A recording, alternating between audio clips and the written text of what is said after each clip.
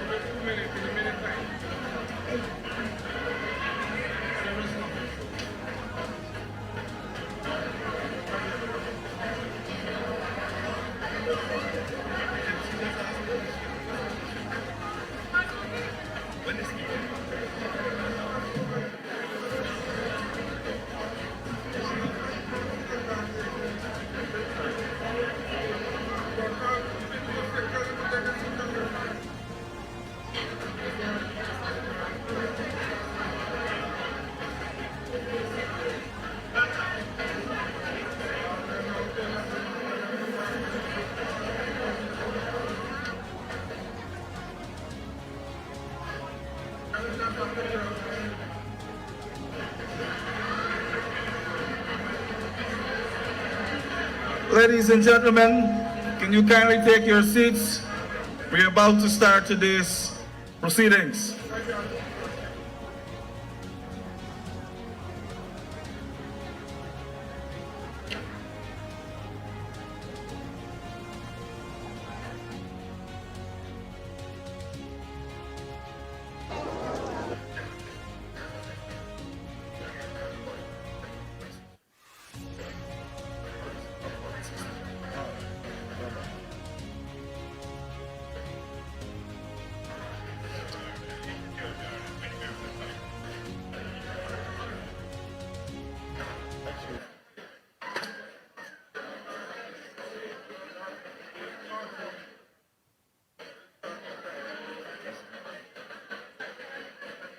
Kindly take your seats, please, ladies and gentlemen. We're about to start today's proceedings.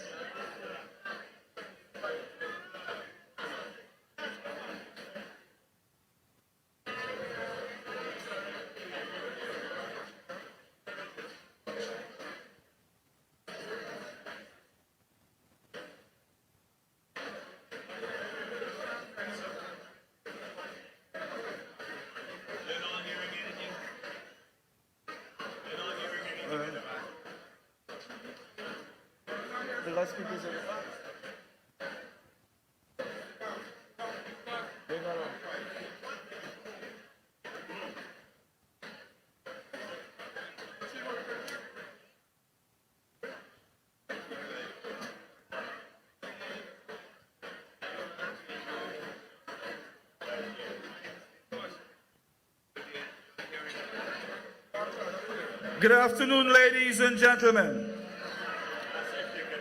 Can you hear us at the back? Yes?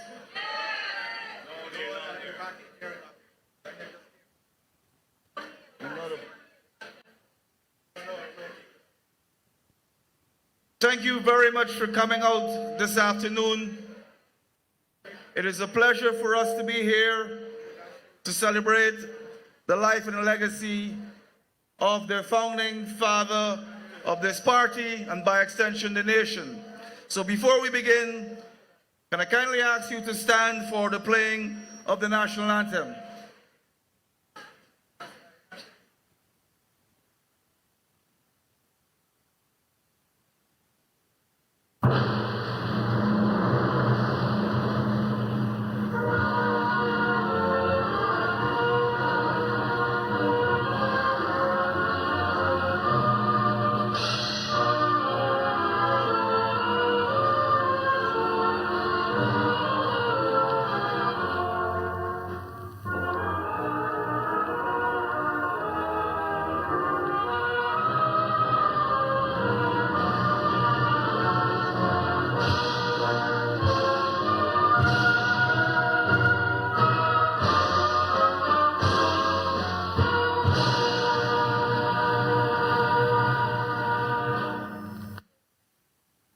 Thank you very much. Please be seated.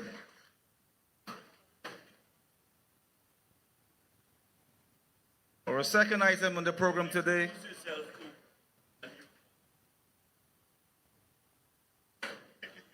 please allow me to introduce myself.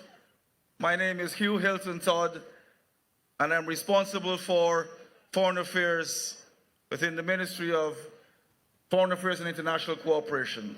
And I'm very honored this afternoon to be your chairperson. The second item in the program today is the garlanding of our leaders. So we will proceed with that, and then we will go on to the next item. So, students,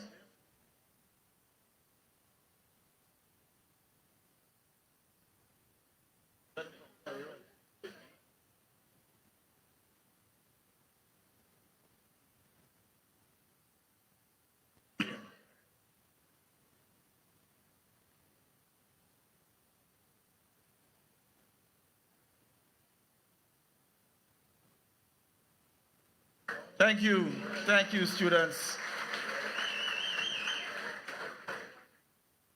We will now move on to the laying of the wreaths. So, led by our General Secretary, we will now move to the crematorium so we can lay the wreaths honoring Dr. Cheddi Jagan.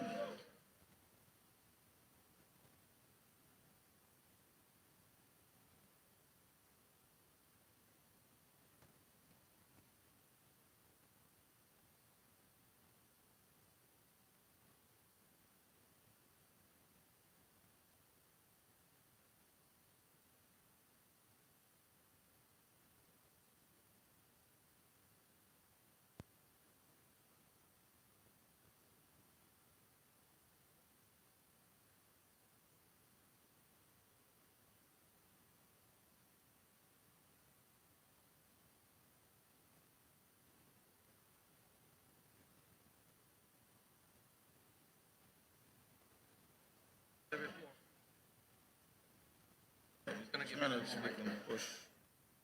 Pitch.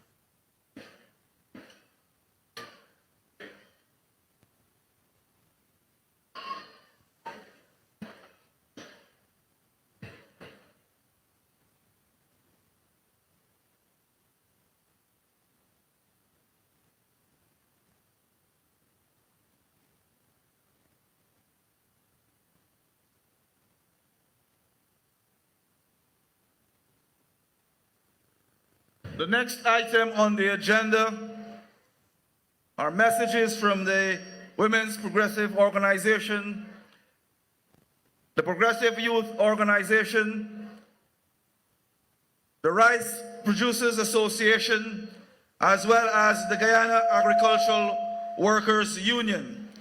We will go firstly with the Women's Progressive Organization, headed by Ms. Sheila Verasamy, MP. Thank you very much.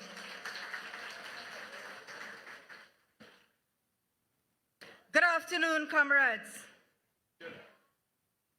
Thank you, Comrade Chair. All protocols observed.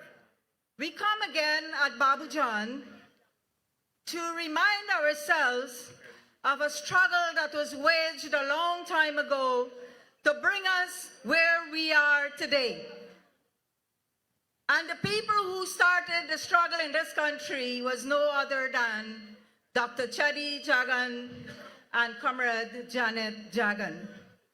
They founded the PPP way back in 1950, and they left a legacy that we cherish to our bones today.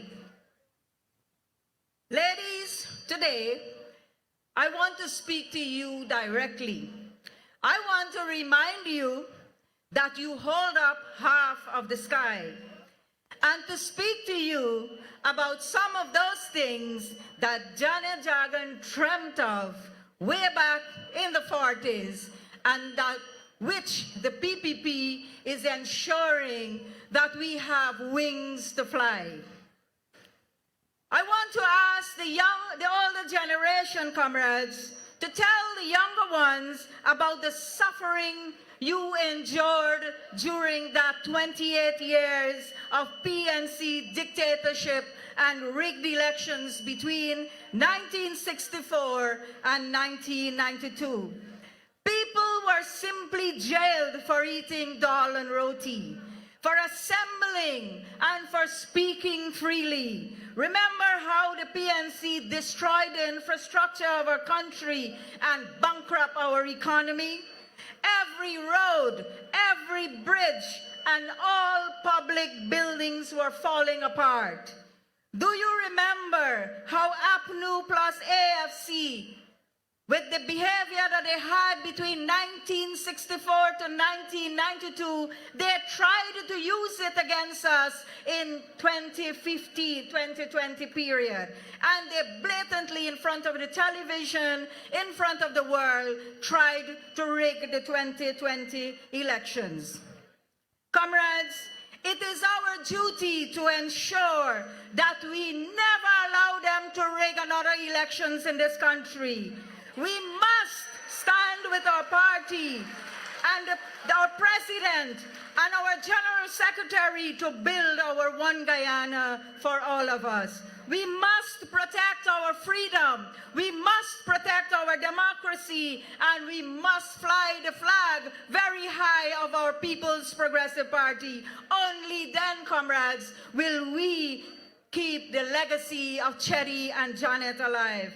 Comrades, they made many promises to you, and what did they do in Berbice? They closed the sugar estates. They fired many people and but what did we do instead? When they fire people, we create jobs. They impose VAT, we removed it.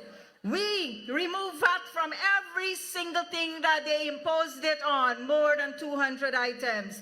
They took away the Because We Care cash grant. We restored it and we increased it 5 times.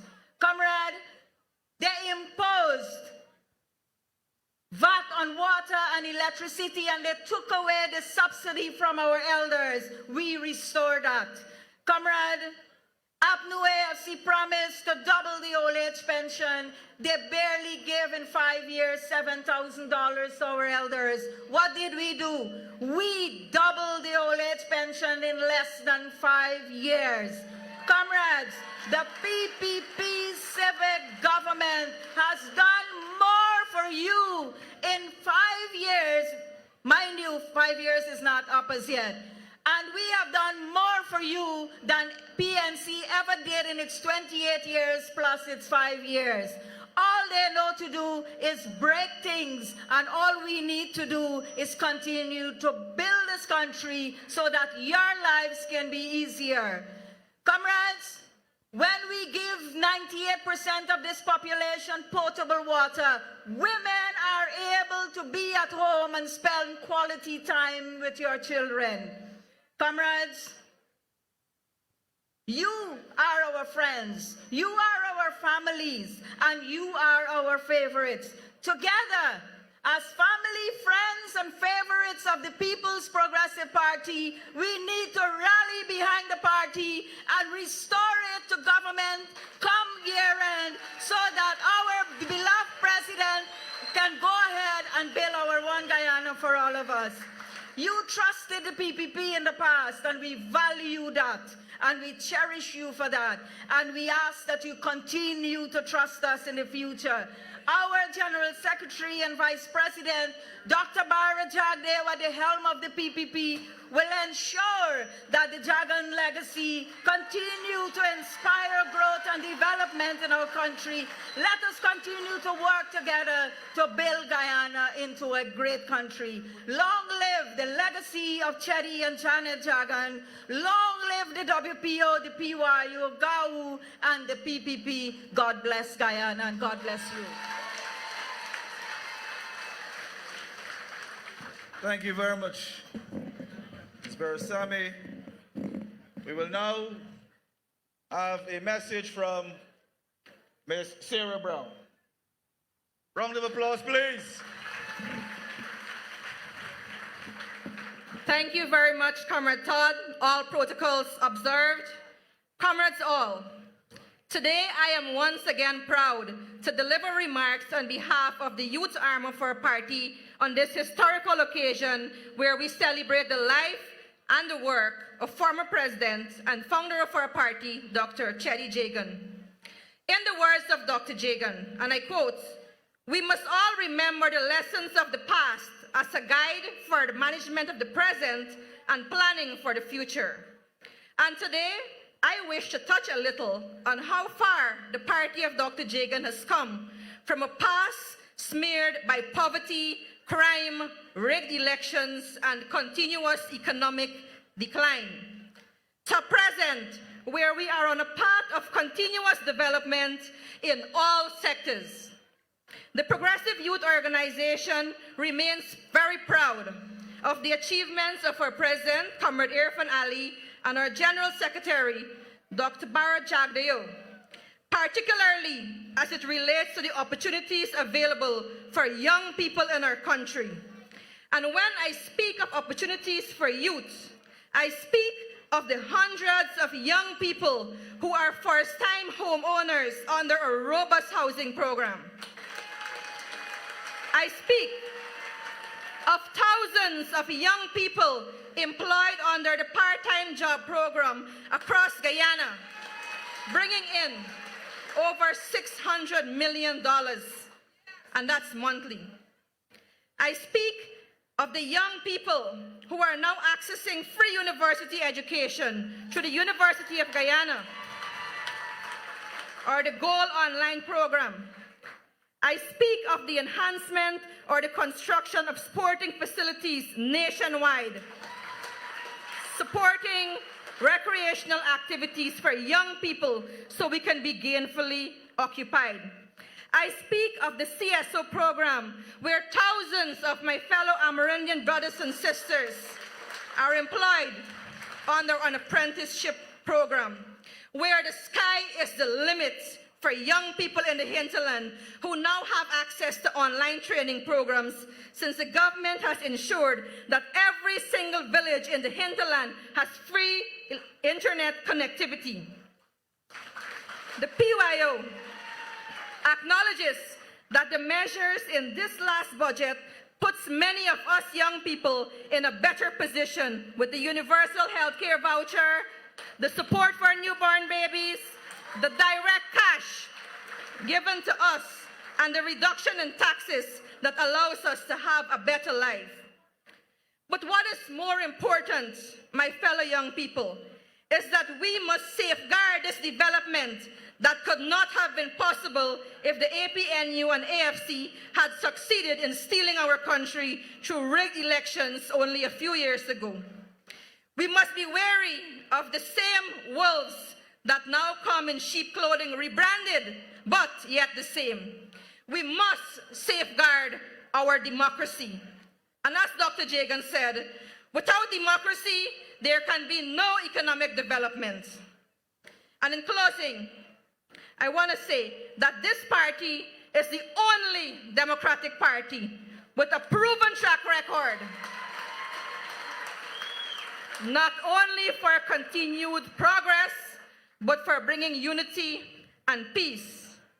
And once again, to quote Dr. Jagan, he said, "Our party has been and always will be a multiracial party. Within it, there is room for all. Its leaders come from every racial group, and I call upon the Guyanese of every race and every creed to now rally behind us. Long live our party, long live the legacy of Dr. Jagan." Thank you.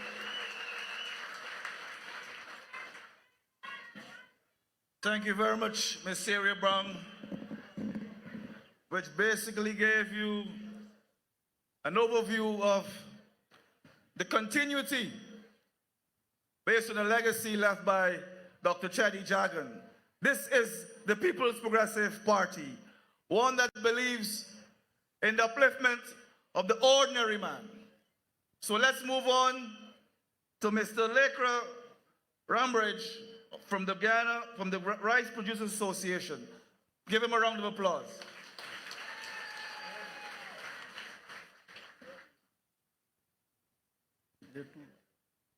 Thank you, Chairman.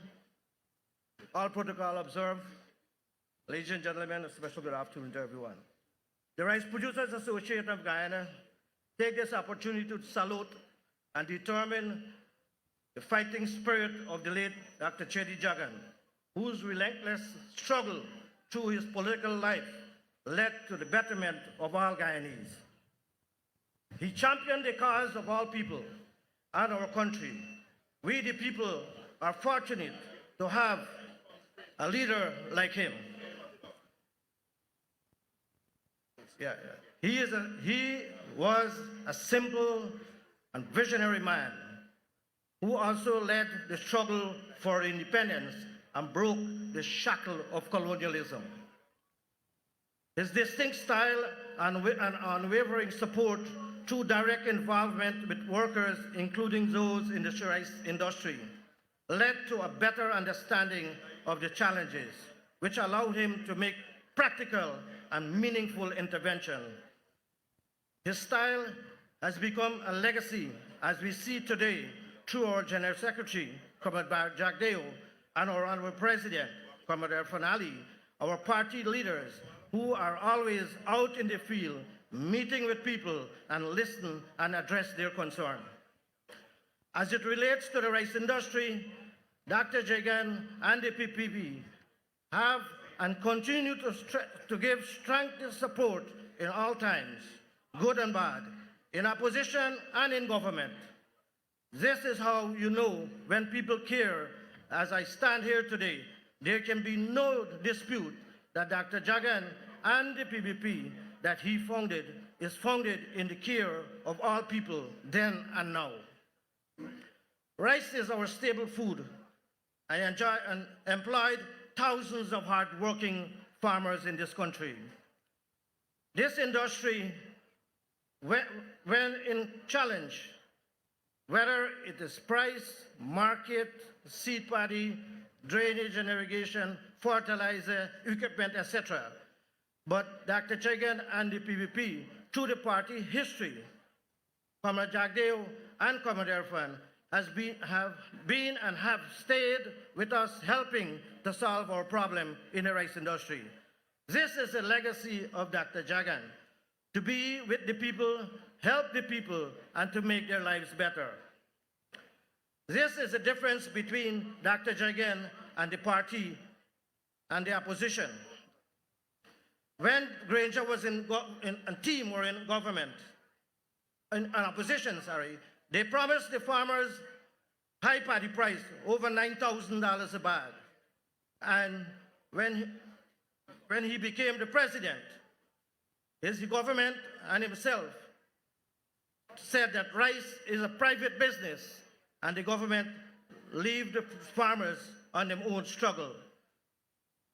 What he didn't understand, Granger didn't understand in his party, is that the industry, that when the rice industry is in trouble, our people are also faced with challenges.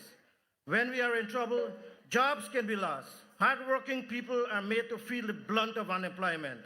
This is because they don't understand the rice industry. It shows clearly that the opposition never understand the rice industry. This is because they don't spend time in the field with workers, so they became easy for them to make all kinds of statements without understanding how important the rice industry is to Guyana and the Guyanese people. Today, ongoing support of the PPP, production has increased, and this is no secret. Quality has increased as well. We have been producing higher quality paddy and rice. Increase in assistance has also been increased to fertilizer, grants, drainage and irrigation, and reduced taxes on equipment, just to mention a few that the government has been doing and supporting the rice sector. This demonstrates a care, as stated by Dr. Jagan, and in faithfully being carried out by our leaders after him and those here today. This is a demonstration of a positive legacy of Dr. Jagan, a man who had dedicated his life for betterment of our people or our workers. This is the legacy that we can boast about and which we are celebrating today. This is a legacy that we can all be inspired from, a legacy that will live on. The RPA once again salute the legacy of Dr. Jagan.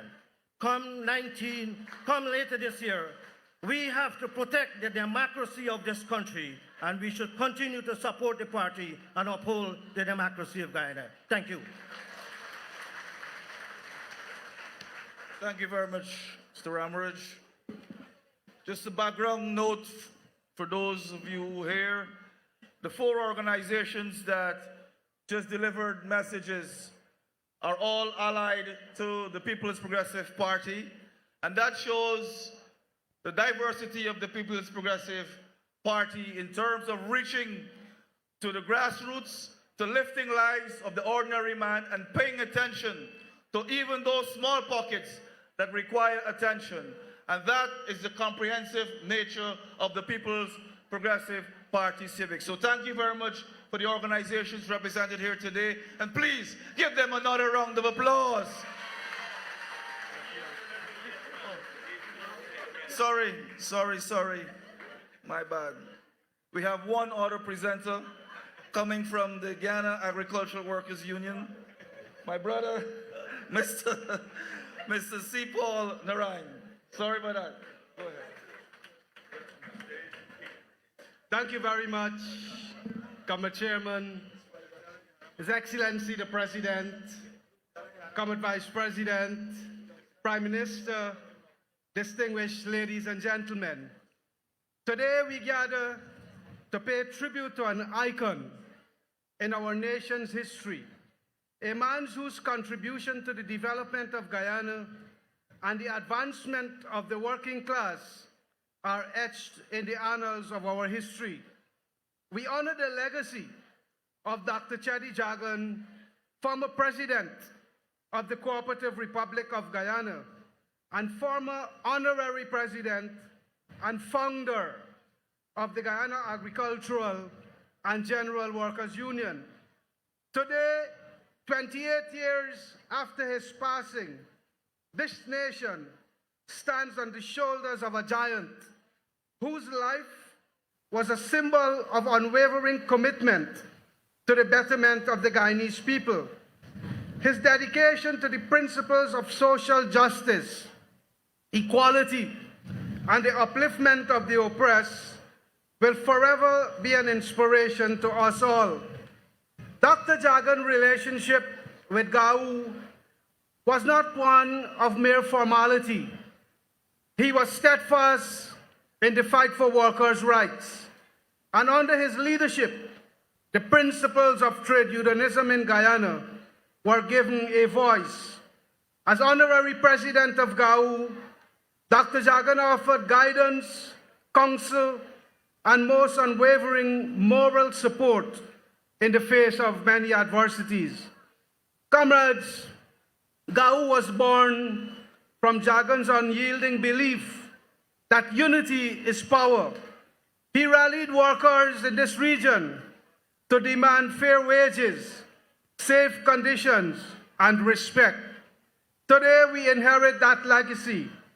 Today, we are proud to celebrate a historic achievement, the first multi-year agreement between GAU and Gaisuku. This agreement is not merely ink on paper. It is a firm commitment of stability for thousands of workers, guaranteeing job security, improved wages, and vital investments in the sugar industry, which remains the lifeblood of communities across Berbice and beyond. This agreement, comrades, could only have been possible under this government because, like Cheddi Jagan, our leaders care about the lives of the ordinary people. Dr. Jagan's legacy as the major influencer of modern labor movement in Guyana is indelible. His passion for the protection of workers' rights was evident in his tireless effort to improve the working conditions of our people. He fought for fair wages, the right to organize, and the right to a better health care, education, and a dignified life. He understood that the freedom of a nation is not solely political, but also economic. He believed that a truly independent nation could only emerge when its people, especially workers, were empowered to control their destinies. But Dr. Jagan was not merely just a political figure. He was a visionary who understood the importance of education, unity, and self-determination. His steadfast commitment to these values shaped the trajectory of our nation and set a standard for future leaders to follow. Indeed, the current leaders of the PPPC, particularly our General Secretary, Dr. Babu Jaan, and His Excellency, Dr. Mohammed Irfan Ali, have remained true to the teachings and ideals set forth by Dr. Jagan. Dr. Jagan's contribution to our people has shaped the course of Guyana's history and continues to play a pivotal role in our collective journey towards progress and prosperity. Today, comrades, the PPP remains staunch in its unwavering vision to fight for the rights, dignity, and freedom of all the people of Guyana. As we observe the 75th anniversary of the PPP and celebrate the life of Dr. Jagan, we must remember the hardship he endured, including imprisonment by the colonial rulers. But through it all, he remained resolute, and his vision for a more, better, equitable Guyana inspired many towards a fair and just society. Though Dr. Jagan is no longer with us in person, he will always be in spirit. His vision and the work he started for a better Guyana is being continued under the leadership of Vice President Dr. Jagdeo and His Excellency Dr. Ali.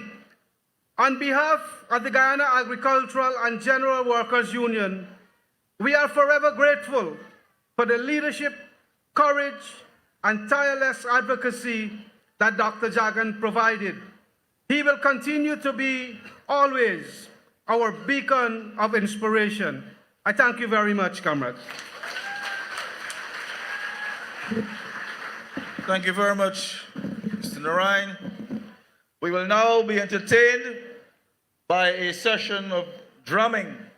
So let us bring on our drummers. Please give them a round of applause. Thank you.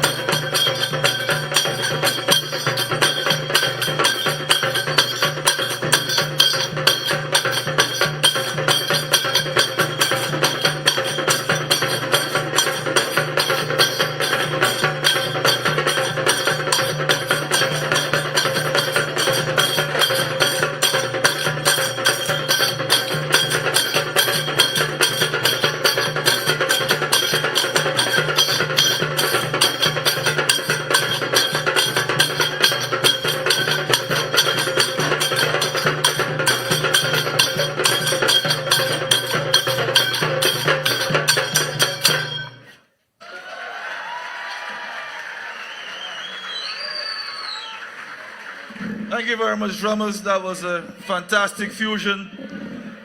We're now moving to the second segment of this afternoon's proceedings.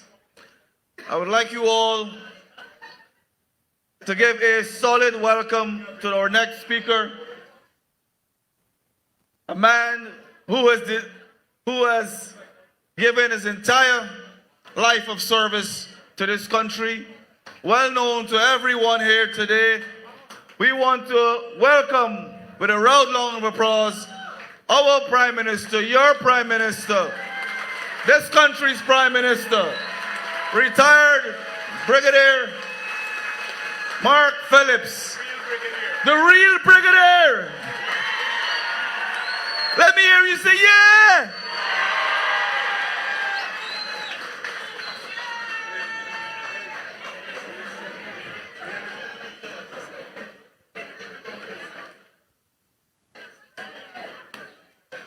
Thank you. Thank you. Mr. Chairman,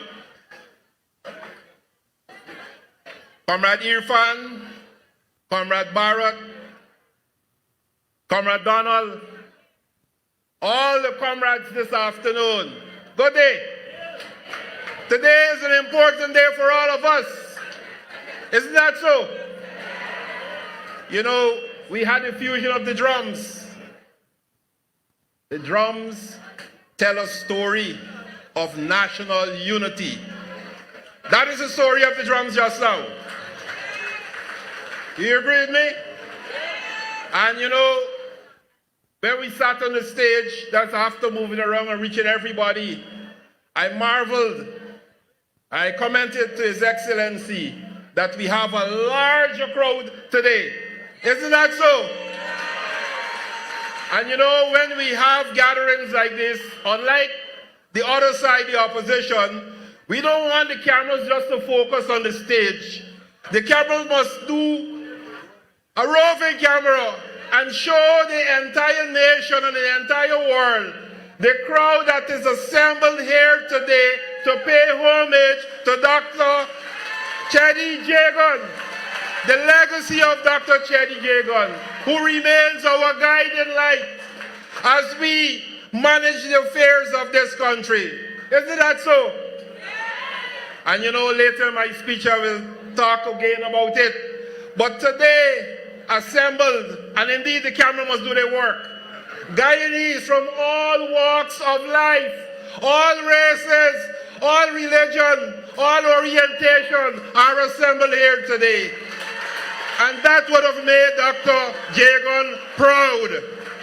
He would be happy had he been alive today to celebrate his 107th birthday, to see the assembled here today. Isn't that so, comrades? Say it loud, clap, let them hear. And you know why I want you to clap, let them hear? Because this is crucial times for us. This is an election year. And we have to remain focused. The only guidance I'm giving in my speech is that I have to say what I want to say, but stay within the time limit. So I will stay within the time limit. Comrades, we must leave here today understanding 7 important points from the legacy of our visionary leader, Dr. Cheddi Jagan. The first point, democracy and political freedom. Dr. Jagan was a firm believer in democracy and the rights of citizens to freely participate in the political process. Very important, because many of you, I know, are subjected to abuse by many of the leaders of the opposition because you choose to support the PPP. And you must tell them, you see what I'm wearing here? We have broken the bonds. We have broken the bonds that held people in bondage. We are free today. We are free in every aspect of the word of freedom today. And you have a right. You have the freedom to exercise your democratic right to support the PPPC. That is what Dr. Jagan stood for. Dr. Jagan also stood for many, many other things that you're enjoying today. The next one, education and empowerment. Some of the speakers talked about it before. Dr. Jagan was the one who set up the first national university here in Guyana in 1963. At a time when we had doubters who felt that we should have a university. That university is still standing, and many of our leaders, including myself, are graduates of that university. These are the things we must remember. Universal secondary education was started by Dr. Jagan. And today, after a series of economic challenges, our government has returned us to universal education from nursery to university. So nursery, secondary, and university education. Economic independence, the third aspect, and development. It was the long-standing belief of Dr. Jagan that Guyana's economy should be diversified, moving away from its reliance on a few sectors like sugar and bauxite. He advocated for the industrialization and the development of agriculture, such as rice and livestock, agro-processing, to promote national self-sufficiency. Dr. Jagan, with this diversification, our economic strategy is aimed at reducing dependence on natural resources and create local linkages and productive employment. Dr. Mohamed Irfan Ali, in his government, continue emphasizing the significance of this strategy in the face of global economic shocks and global policy changes. Our government today didn't only plan, but is actively utilizing the revenue from oil and gas to diversify our economy and invest in our human capital. So, One Guyana is not just a catchword. It is guiding our development of both the people of Guyana and the whole infrastructure of Guyana. So when we talk about One Guyana, we're very serious of bringing development to every Guyanese, in every community, in every village, in every town, in every region, and throughout the length and breadth of Guyana. That is what we're talking about. When we talk about shared prosperity, every Guyanese will benefit from the revenues garnered by our nation. That is the legacy that we fall in of Dr. Jagan. Social justice and equity. Again, Dr. Jagan was committed to improving the standard of living of all Guyanese, particularly the poor and the working class. Today, the poor and the working class are house owners in Guyana. They have equity, they have cargage, they have documents that they could go to the bank, any lending agencies, and do business because they're house owners. That is something that we achieve and we must cherish as a people. Dr. Jagan, in his anti-colonial and anti-imperial stance, also committed to ensuring that Guyana remain politically sovereign and free from the influence of foreign powers. As a government, we are taking that seriously today. Many of the fly-by-night academics, and some of them who should have been retired a long time ago, are today accusing us of not funding our security forces. But we must remember what happened between 2015 and 2020 when they defunded and demoralized our security forces. We have changed that today. In keeping with the legacy of Dr. Jagan, that all sectors of our economy must benefit and sovereignty of our nation must at all times be upheld. Equality for all Guyanese.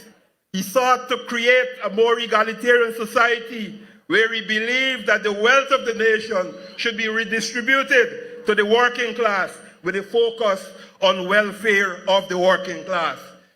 Ladies and gentlemen, we are building hospitals for free medical services to all the people of Guyana. We're building schools, primary and secondary schools, for free education to all our children. We're building infrastructure, not only to attract foreign direct investment, but to improve the lives and livelihood of all of you here. You go to your streets, in your villages, some of the roads were dirt roads, some were sand. During the rainy summer tracks, during the rainy season, you had to deal with mud. During the dry season, you have to deal with dust in your nose. Today, you have concrete roads, you have asphalted roads, and that will continue until every community gets the roads and services that they need. I think that's not all in terms of bringing social justice, equity, and unity for people and freedom in Guyana. Dr. Jagan had a profile on the international stage with his new global human order, which was adopted by the General Assembly of the United Nations on November the 24th, 2000. The new global human order promotes a global partnership for peace and development. It calls for mutual respect, democratic governance, and popular participation to address development challenges, eradicate poverty, and reduce disparities within and among countries. Ladies and gentlemen, these are the things that we enjoy today, all as a result of the legacy of Dr. Jagan. And these are the things that we'll continue to struggle on the international scene to ensure many other countries have similar benefits for their people. Very important. But you know what? The struggle is real and the struggle continues. Don't let us fall into some false sense of security.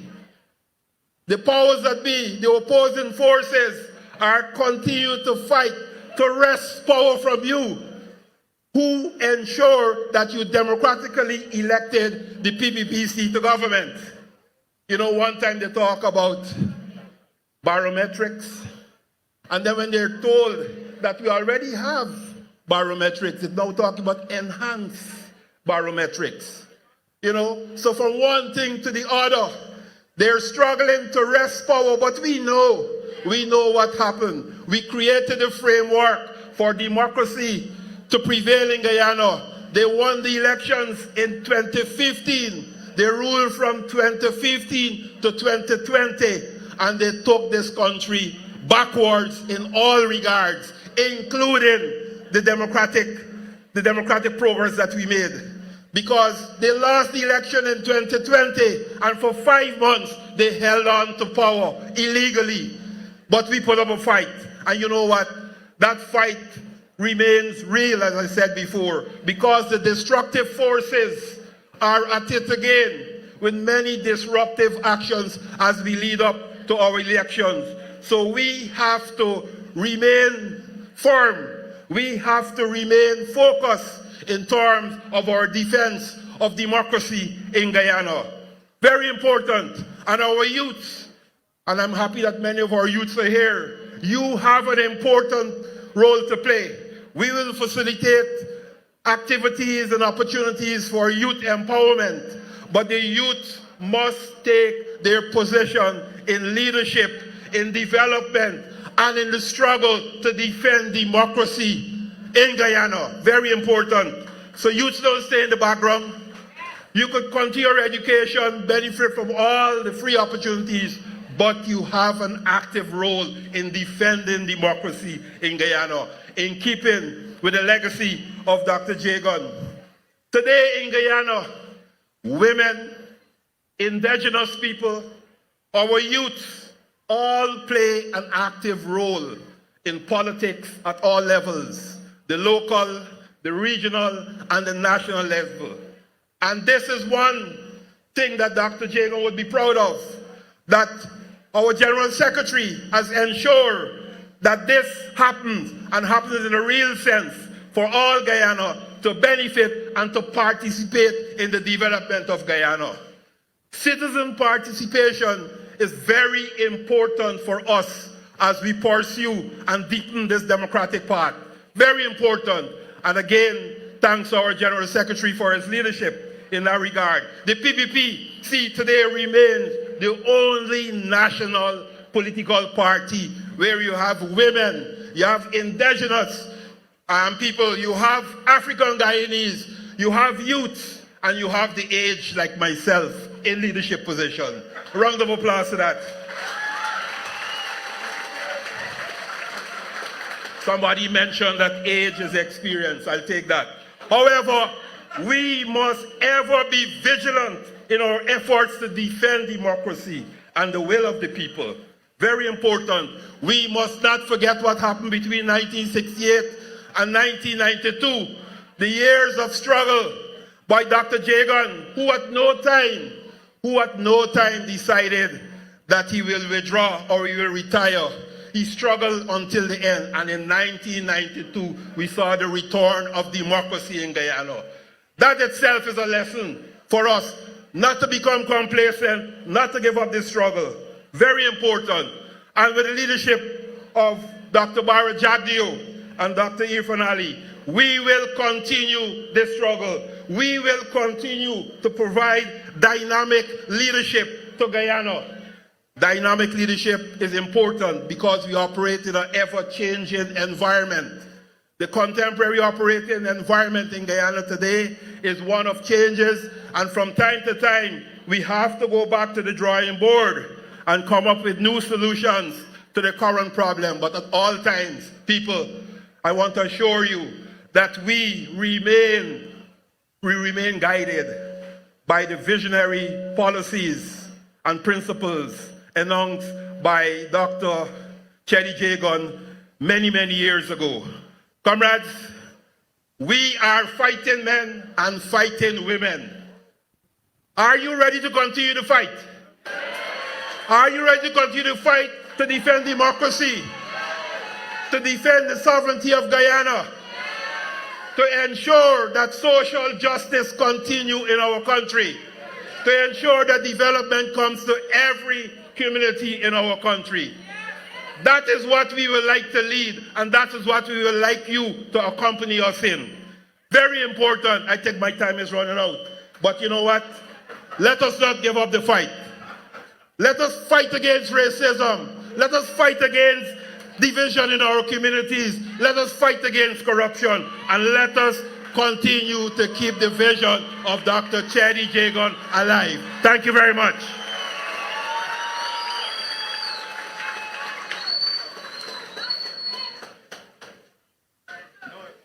Thank you very much, dear Prime Minister.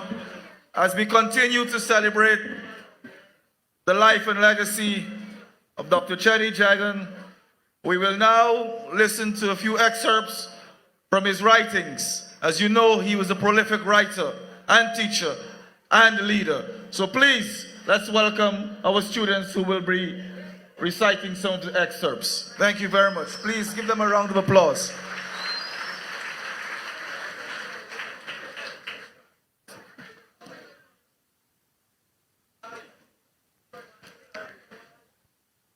Good afternoon, everyone.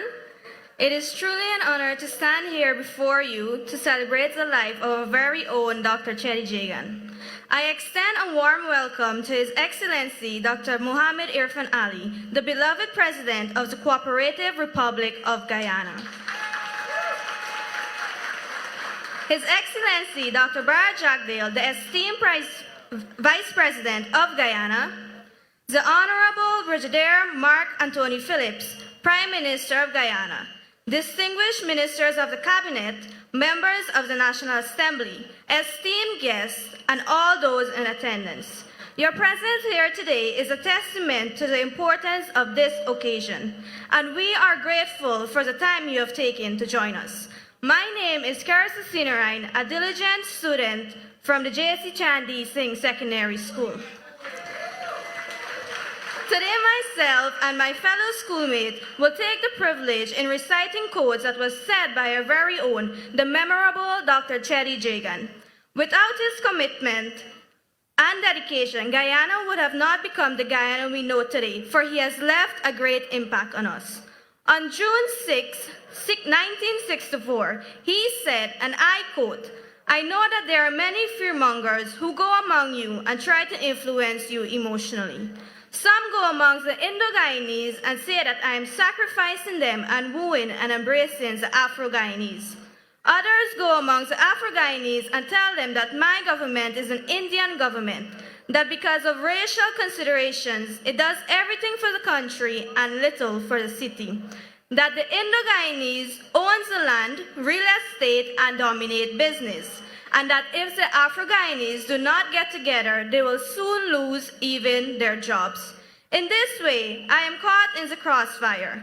Needless to say, my government cannot be for and against Indo-Guyanese, for and against Afro-Guyanese at the same time. All this propaganda is meant to build up fears in your minds. Thank you.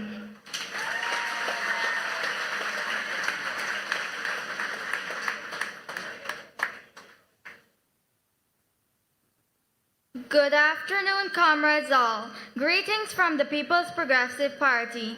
My name is Kelly Dinanat, and I am a student of Tagore High School.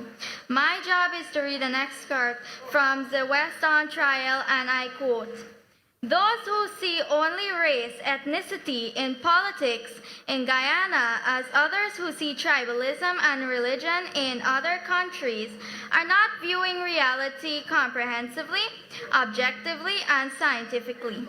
In Guyana, because of the strong foreign monopoly domination by the sugar plantocracy, the class struggle was more intense, and although the two major racial ethnic groups are culturally different, they are not unique class and class different as formerly the case in the colonial period in East Africa. Both groups are largely made up of working people. As such, the PPP Civic, with its working class sympathy and policies oriented to material and cultural fulfillment, can lay the foundation for unity in diversity." 1966, unquote.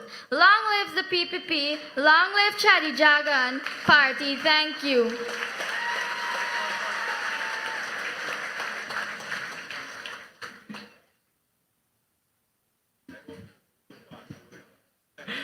Good afternoon. His Excellency Dr. Mohammed Irfan Ali, President of Guyana. His Excellency Bharat Jagdeo, Vice President of Guyana. Honorable Brigadier, currently retired Mark Phillips, Prime Minister of Guyana. Esteemed Ministers of the Cabinet, Honorable Ministers of the National Assembly, and citizens of the general public. My name is Nathan Laker, and I'm from the prestigious school of J.C. Chandy Singh Secondary. According to the late Dr. Cheddi Jagan, I quote, "We see development as people-centered. When some speak of development, we see only foreign capital and private investment. We also see capital and human resources. When we talk of development, we mean development with a human face. For some people, humans come first. They are the center of everything, and education is important for their all-round holistic development. By people, we mean all the people of this country across the barriers of race, ethnicity, religion, gender, and political affiliation, whether they live in the hinterland or on the coastals, whether they are able-bodied or handicapped, rich or poor." Quoted on March 14, 1993. Thank you.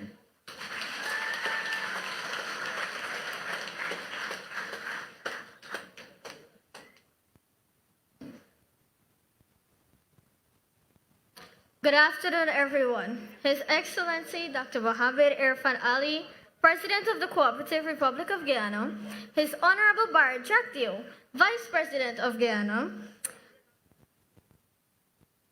Honorable Brigadier Mark Phillips, Prime Minister of Guyana, esteemed Ministers of the Cabinet, honorable members of the National Assembly, and our valued special invitees, all protocols observed. My name is Clarice Narain, a business student of the J.C. Chandy Singh Secondary School, and I am deeply honored to address to you this afternoon in our beautiful nation, Guyana. I will be reciting a compelling quote from the West on Trials, a work that holds immense significance to Guyana's history and journey. It is my hope that the words I will share will inspire a reflection on the values and visions that continue to shape our nation's path forward. And I quote, "Those who say that we are irrelevant, that we are finished, should be reminded the same tune was sung after the dark days following the rape of our Constitution in 1953, and the breakaway by right and left opportunists in 1955 and 1956. But we won in 1957 and 1961. Today, though defrauded and cheated, we remain the strongest force in the country. Difficulties there will be, but the battle will be long and hard. But we will win again. History and time are on our side. 1956 from the trial, the West on trials. End of quote. Thank you.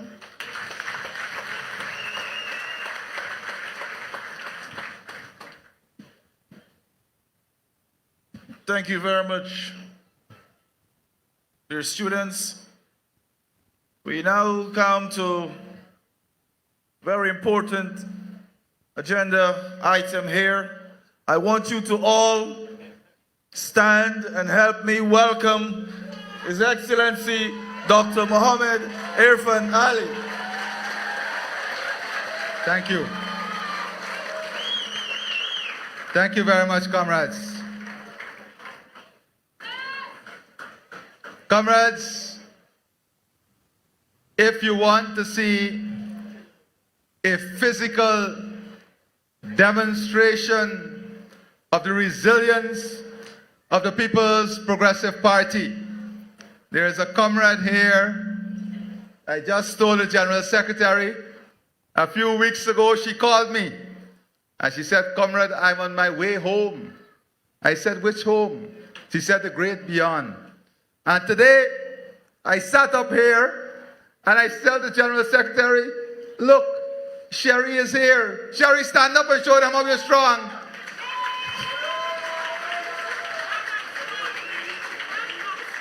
Back on track and strong again.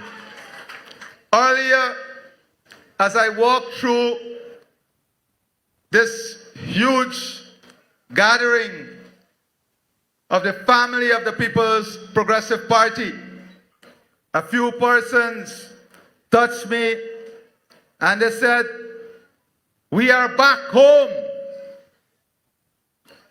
And a few touched me and said, "I am here now." To both groups, we say, "Welcome home. This is where you belong." And to those who have embraced us now for the first time, we say to them, "Welcome to the strongest family, the People's Progressive Party family." My friends, all of you here are testimony to one fact. You are not fair weather family members of the People's Progressive Party. You are there in the hard times, the good times, the challenging times, and you will always be there for the People's Progressive Party. There are some who love to call on the name of Dr. Jagan, and they do so selfishly because they believe by calling upon his name, it gives them a special entrance into the hearts of the fair and free-minded people of our country. But the true legends of the PPP are those who are on the ground working every day to ensure that this party remains strong, to ensure that the philosophy of this party remains strong. When we come here, we are not celebrating the stage. We are celebrating your labor of love and hard work that keep the memory of Dr. Jagan, the legendary work of Dr. Jagan alive. Today, our party is stronger than ever before. I won't say that our party is in its strongest position, but I would say, without fear of contradiction, that our party is stronger today than any other time in the history of our country. And I know that Dr. Jagan would be proud to know that his party today is stronger than the day it was founded. And this is because of all of you and your work. But the strength of our party lies in its leadership. Today, whilst I honor some of our leaders, many of our leaders here from the party and in the cabinet, our former President and General Secretary, Comrade Donald, Berry, Comrade Nocta, Leslie, all the comrades, Jenny. Today, all of us must be conscious and aware that we have a General Secretary today that has taken our party to higher heights. His leadership, his commitment, his strength of character, and his unshakable stand in protecting the integrity of the party must never be taken for granted. Today, one of the great blessings of this party is in the choices we have made in our prime ministers. The legendary Comrade Samuel Hines. Put your hands together for him because I know he's listening. Passing the baton when we contested with a legendary woman who has given all her life to this country, Elizabeth Harper, as our prime ministerial candidate. And now, retired Brigadier Mark Phillips. You listen to him and you understand why he was drawn to the PPP. Because fundamentally, his philosophy and his thinking is about the people, for the people, with the people. That is what underpins his philosophy. Today, as I look across this beautiful gathering of Guyanese, you cannot help but notice that all of Guyana is represented in all of us here today.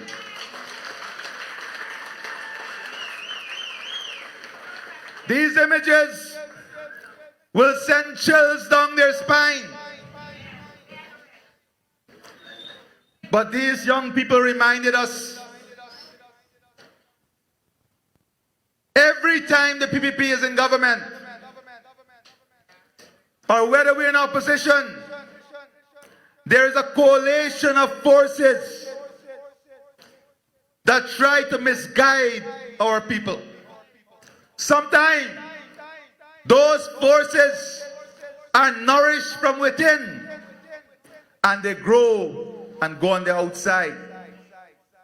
I saw a very funny social media post from one of them. Imagine who betrayed Dr. Jagan.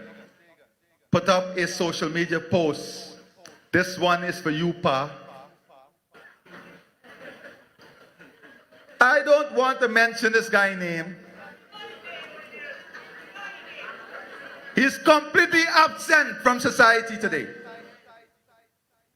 And then, as the young people told us, there will be those who will try to divide us by race. And when they fail, they will try to divide us by religion. And when they fail, they will try to divide us by bringing together their collective ambition. And the young people reminded us that they will come and try to appeal to our emotions. But be wary, for even recently, we learned the lesson of these people.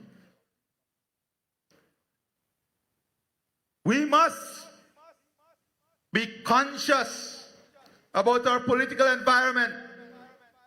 We must be conscious about our future.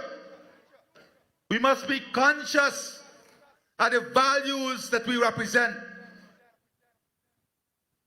If one believes that they can make a contribution to the PPP, and by making such a contribution, the PPP must defend every wrongdoing or any wrongdoing, they are mistaken. That is not the philosophy of the People's Progressive Party. That is why fundamentally, when you become a member of this movement, you are volunteering your labor of love to country and to party.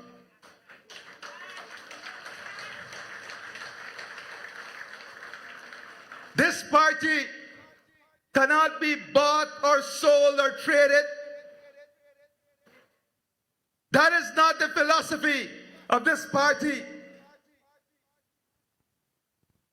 We can never be bought or sold or traded. We are connected to the people of this country. This party is owned by the people of this country.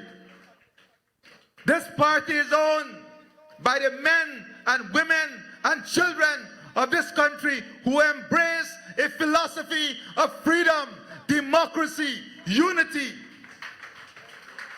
Those are the owners of this party. So comrades, let us raise our voices, wave our flags, and applaud in tribute to Comrade Cheddi Jagan. Let me hear you give a resounding round of applause. Dr. Jagan remains our source of inspiration. His greatest gift to us was not just his vision or his sacrifices, but the greatest gift was this mighty party that belongs to all of us. The People's Progressive Party. The party he entrusted to us. The party that has never wavered in its commitment to the people of our country. Cheddi's legacy is vast. His contributions, too many to count. But today, let me remind you of two profound lessons he left. First, he taught us the meaning of development, not empty words or false promises, but tangible progress. For Cheddi, development was about people. It was about ensuring that every child had a future, that every farmer had land to till, and every worker had dignity in labor. And that, comrades, is exactly what we are doing today.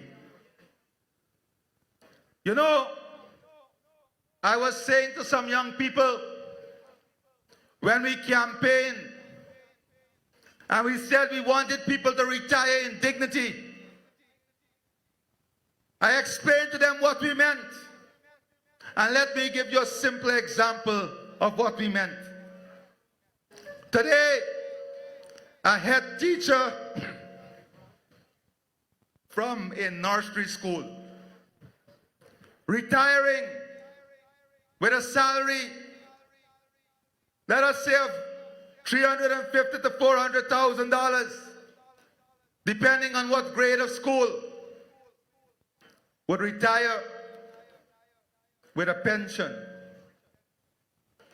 close to $200,000. Then they will get NIS at the maximum scale, which is about $160,000.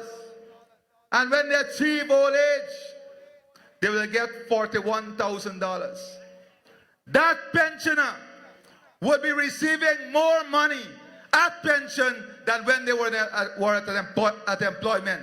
And that is because of the progressive increases in salaries that the People's Progressive Party would have given to workers. And every category of workers. And that is what we mean when we say you will retire in dignity. And I recently said, for our men and women in uniform, we are working. We have also addressed their salary scale our nurses, our doctors. All of them will not only benefit now in the immediate time, but would also be in a better position upon retirement, and thereby fulfilling our commitment of ensuring people retire in dignity. Comrades, today I don't want to be too long.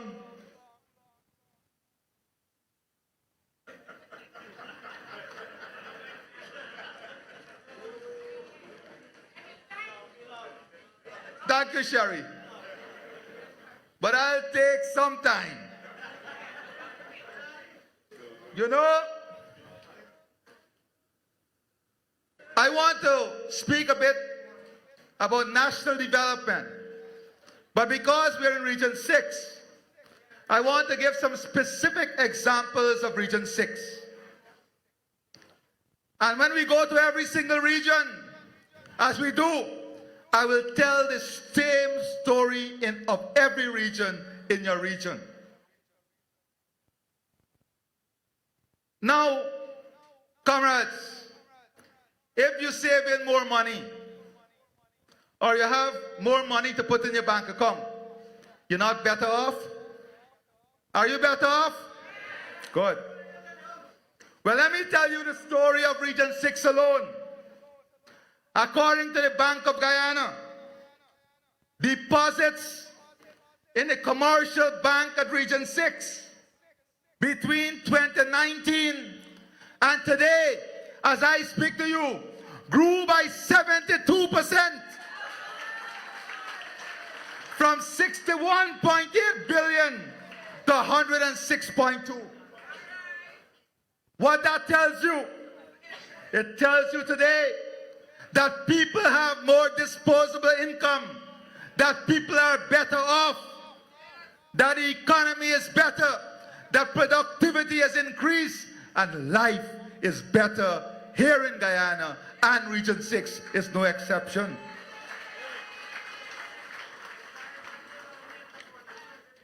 My friends, since returning to office,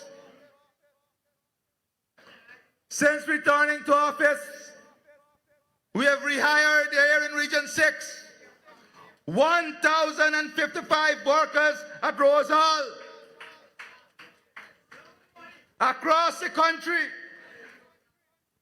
we now employ 4,556 persons, Gaisuku, 45% more than 2019. From 2022 to 2025, under the Pathway program in this region alone, we have employed 4,000 new persons, most of whom are women, who never participated in the workforce. As a result of employing those 4,000 women, today, those 4,000 persons, today, an additional $5.8 billion was made available to those families and here in Region 6. These are the developments. These are the things that would enhance household prosperity, community prosperity. These are the things that are uplifting our people out of poverty. In agriculture, across the country, we have spent more than $220 billion. And I don't need to remind you about what the APNU AFC did to agriculture, what they did to sugar, what they did to rice, what they did to public servants. You can be easily reminded. But comrades, since returning to office, more than $219 billion. We've invested in agriculture. Here in Region 6 alone, we've invested almost $20 billion every year to secure the livelihood of our farmers, investing in drainage and irrigation, investing in opening up new lands so we can expand production. The investment in agriculture in this region is almost 5 times what the APNU AFC invested in their 5 years of government. Isn't this commitment? We stand to lose all of this if we lose our political consciousness, if we lose our conscience, if we become trapped by the naysayers and the doom players, as fancy as they may come. Understand, whilst the PPP Civic makes these results look easy, it's not easy. It comes from sleepless night, hard work every single day whilst we're in office.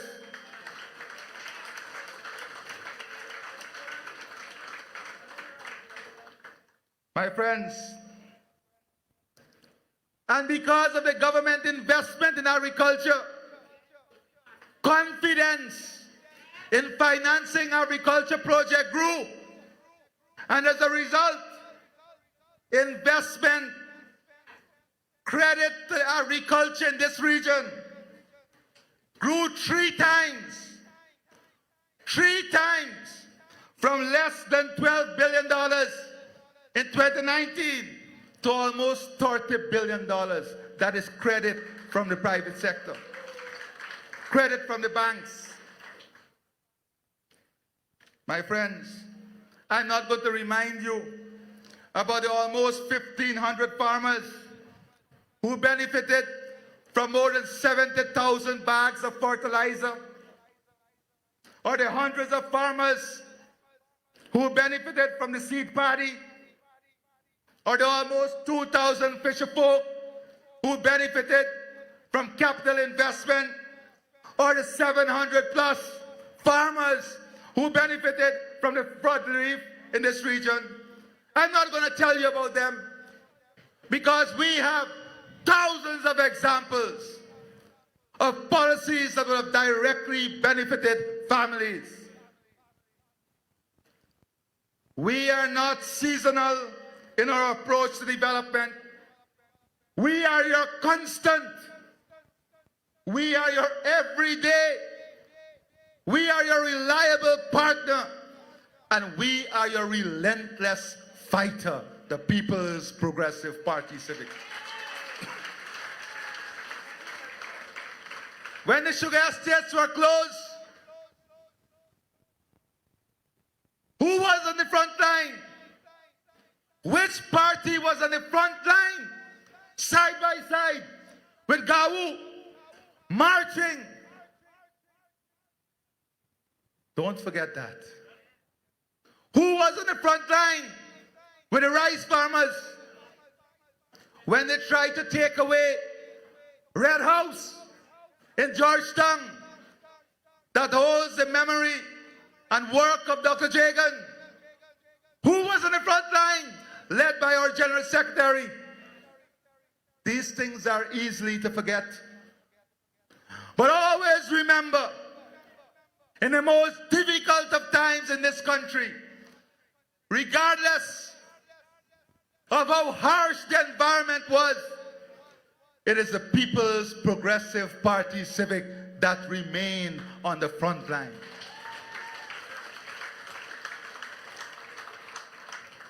And that is where we will remain, your constant partner.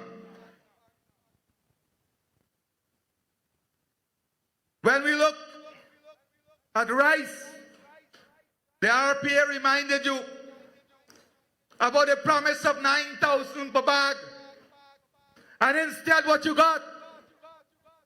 Increased land rent, increased lease fee by thousands of %, VAT added on your chemical and fertilizer and input. Cost of production went up by almost 63%. And some of those who parade about the place saying they're representing rice farmers, ask yourself, where were these people? They were happy because in their businesses, they were finding crafty ways of profiteering. Where were them?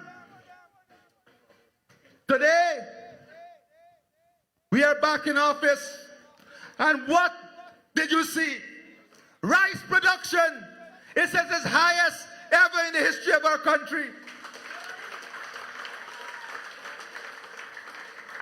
Between $4,000 and $4,800 per bag. This crop, the international market collapsed. The prices. We didn't hide. What did we do? We stood by the farmers and we placed a subsidy that would ensure they get at least $4,000 per bag.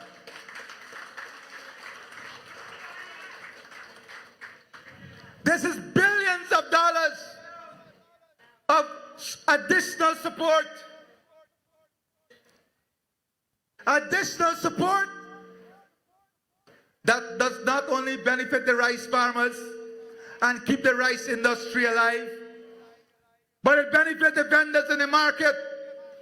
It benefits the children of the rice farmers that go to school.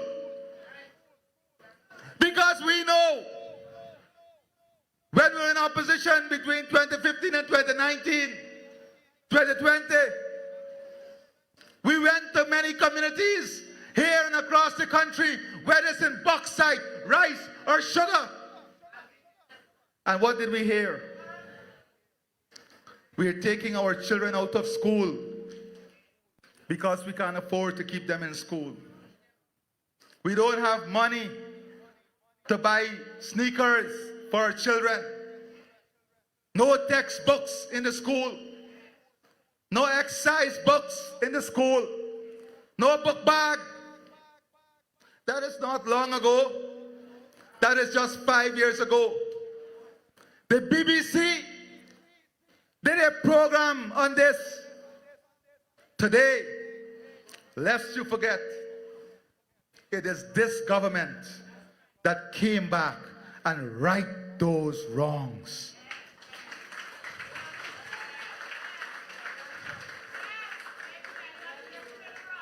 Life and development is not about a seasonal gift.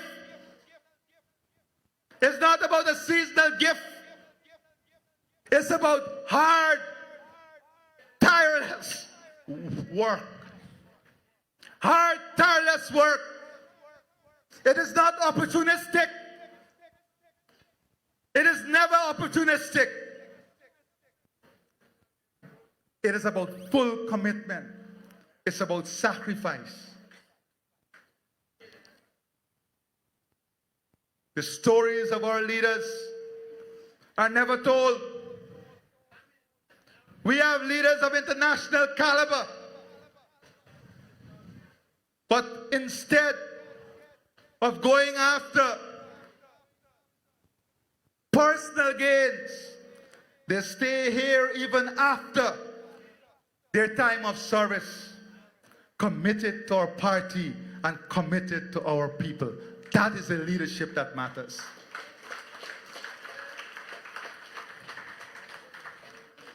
My friends, if you look at the fisheries sector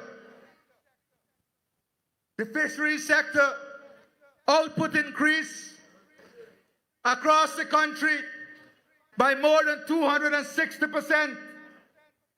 But in this region, when the General Secretary came in 2020 and he met with the fisher folk, he came back and said there's an opportunity for an innovative project. And that innovative project was to convert the swamp land, to invest in the equipment, to convert those swamp land to produce brackish water shrimp. When we announced it, the cynics in society were ready to criticize. But today, that project that we invested hundreds of millions of dollars in would have increased production of shrimp in this region by 700%. Putting more money in the pockets of our fisher folk and their families. That is why they can save more. Go across the region. You will see everybody improving their homes, improving their yard, building a fence, extending their home, building new homes.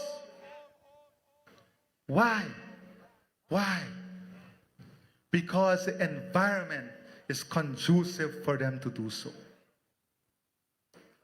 Because development is giving them the opportunity to do so. I'm not going to remind you about the 500 acres of pasture land that we developed for our livestock farmers. I'm not going to remind you about the hundreds of kilometers of farm-to-market access road that we've already completed, opening up thousands of acres of land. I'm not going to remind you about that. Even in Oriala and Siparuta, you've invested in developing hundreds of acres of land for food production and agriculture. In the health sector, we've invested more than $53.9 billion in Region 6 alone. The New Amsterdam state-of-the-art hospital, our investment in healthcare is almost 9 times more than that of the APNUAFC government in their 5 years. The regional hospitals, let us look at one example right in Port Morant. The National Ophthalmology Hospital. This hospital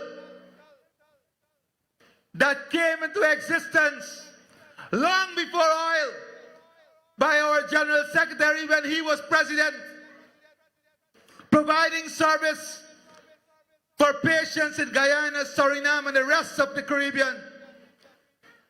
When we came into government, when we left government, the APNU-AFC government shut that hospital down. Denying people for 5 years of important surgeries, cataract surgeries. And those who required any treatment had to find $400,000 for that treatment. You forgot this. They reached free. They found oil. And they placed a cost of $400,000 for everyone who wanted that treatment. What did we do? We came back in office. Immediately, we reopened that center, invested in it, and we cleared the more than 3,000 backlog of cases from around the country. And as I speak to you today, that hospital would have completed almost 8,500 surgeries since we reopened it.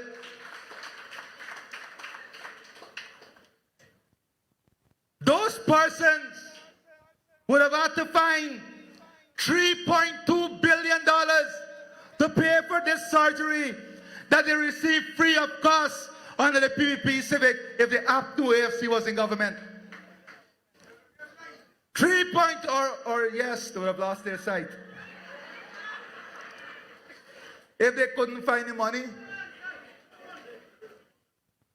imagine that. These are the things that we don't see because it's not a road, it is not a school, it is not a building. But this is a policy that saved poor families $3.2 billion. My friends, look at the New Amsterdam Hospital. Yes, we have challenges there, and we have to fix them. That is why we are building a new hospital. We're training more nurses and doctors. We are not the party that hide from challenges.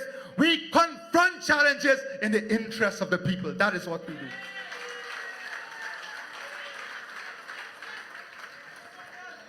But with all these challenges in that hospital, we are able to do more than 6,500 surgeries, 6,500 surgeries.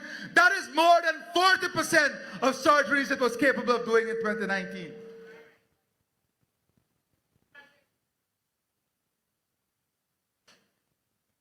And I'm just giving you a few examples. I'm not going to the health centers where no medication was available. I'm not even telling you about a dialysis program where everyone with dialysis gets a check. I'm just giving you a few examples. In education, $13.5 billion we invested in this region alone to give you world-class education. In the last 4+ years alone, you have received, your children have received a direct transfer of almost $5.5 billion under the Because We Care grant. This is a grant we had before oil. They came, got oil, and took away the grant. We brought back that grant and now made it beyond our manifesto promise, $50,000 per child.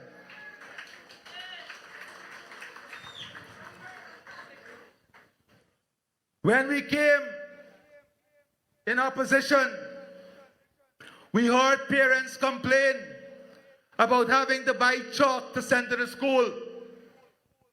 And we said this must stop.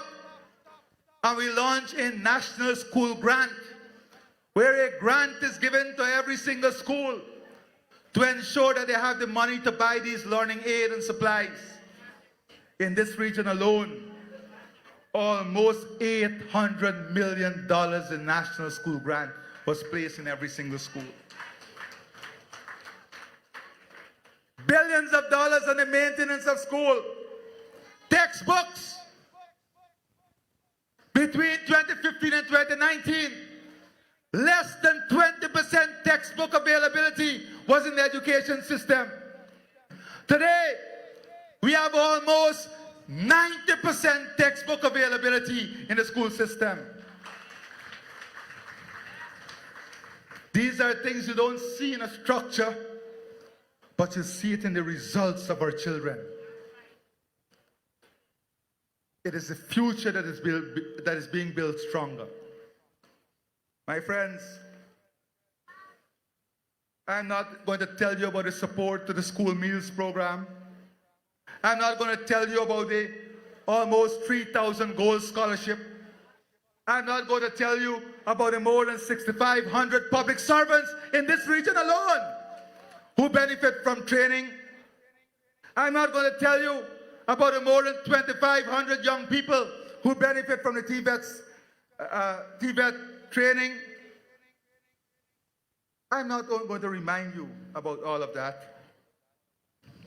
I'm not going to tell you about the thousands of kilometers of roads, community roads we have done, the billions we have spent. I'm not going to remind you about the Hope Light Canal that is under construction. I am not going to remind you about the more than 200 kilometers of drainage and irrigation that we did. But I want to tell you something. I will give you a simple stats. In 2019, and I want you to listen carefully because this is one of their big propaganda.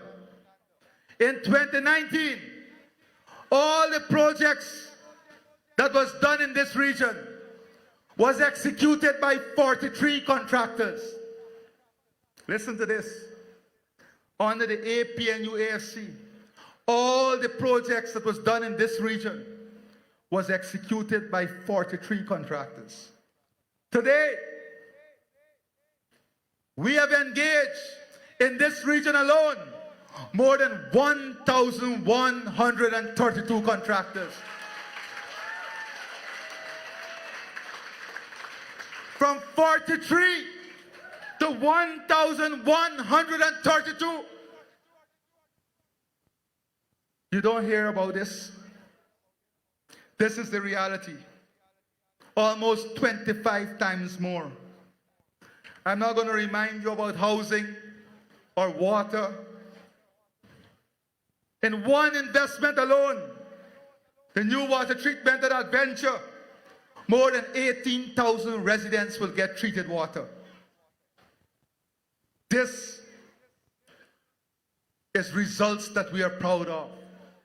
We can come up here and speak all day and night about our results and defend our policy. Not one single day can the AP and your AFC defend their policy or defend their time in government. I'm not going to remind you about the old age pension, which increased by more than 100% since we came into government, to the extent now that everybody from overseas want to ensure that they get in this pension. Because it is valuable now. It's 200 US every month, you know. 2,400 a year. US dollars. Back in the days, just wait for your family send a $200, $100, or $50. Now they want to come collect the 200.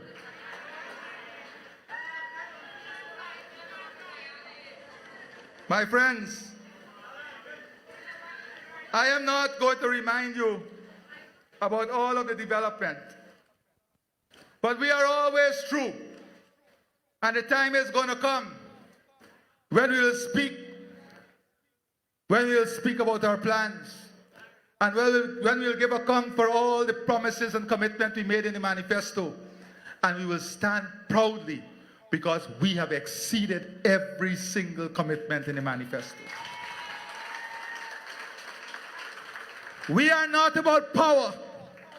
We are about responsibility. That is what we want government for. Because we take our responsibility seriously. And my friends, let me just give you a taste of what you will put at risk if you're not politically conscious. And this is just a taste.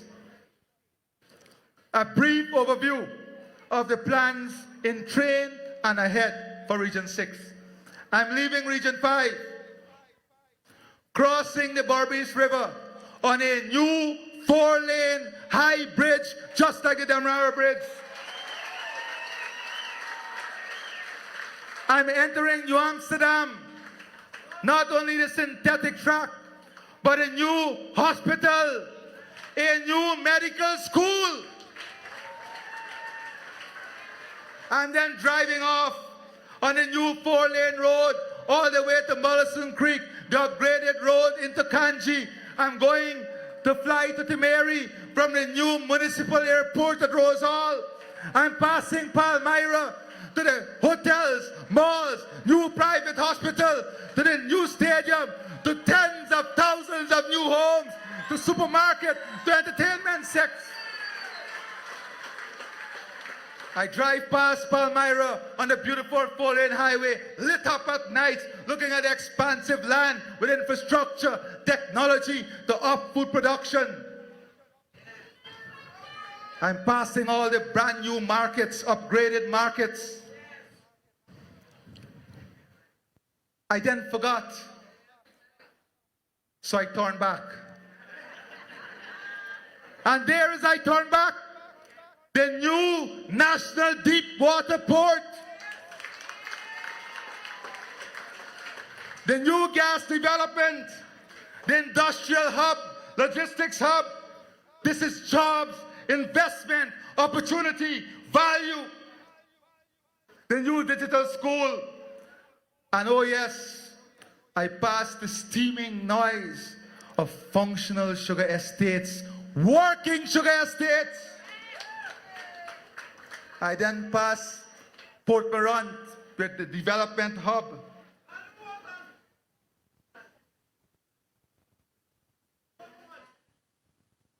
The hard surface road linking Oriala Siparuta with the Corentyne. The new Corentyne River Bridge. The new commercial hub along that river bridge.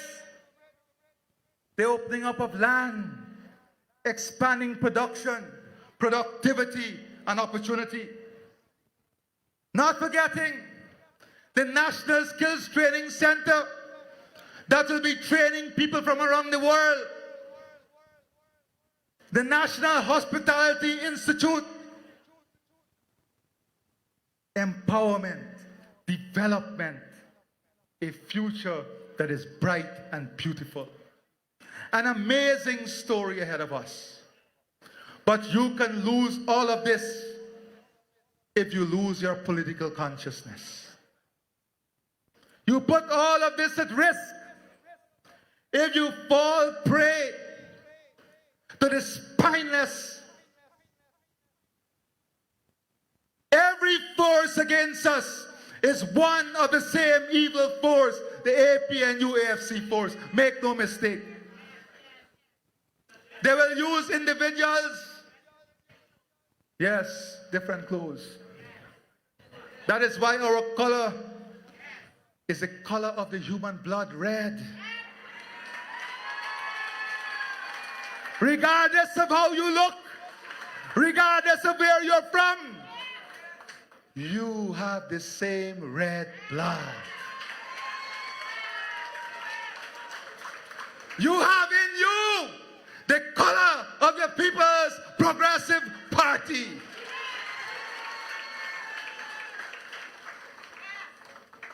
And just as blood is important to life, the PPP is important to development in Guyana. I have brushed slightly my allocated time. But I want to leave by giving you one message.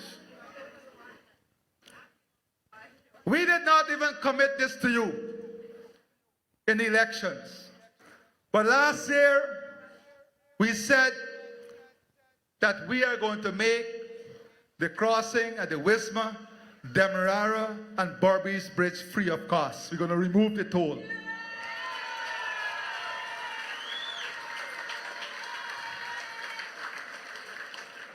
I want to say to you today, as we celebrate the remarkable legacy of Dr. Jagan, that with effect from August the 1st, the crossing at Demerara, Berbice, and Wisma is free of cost.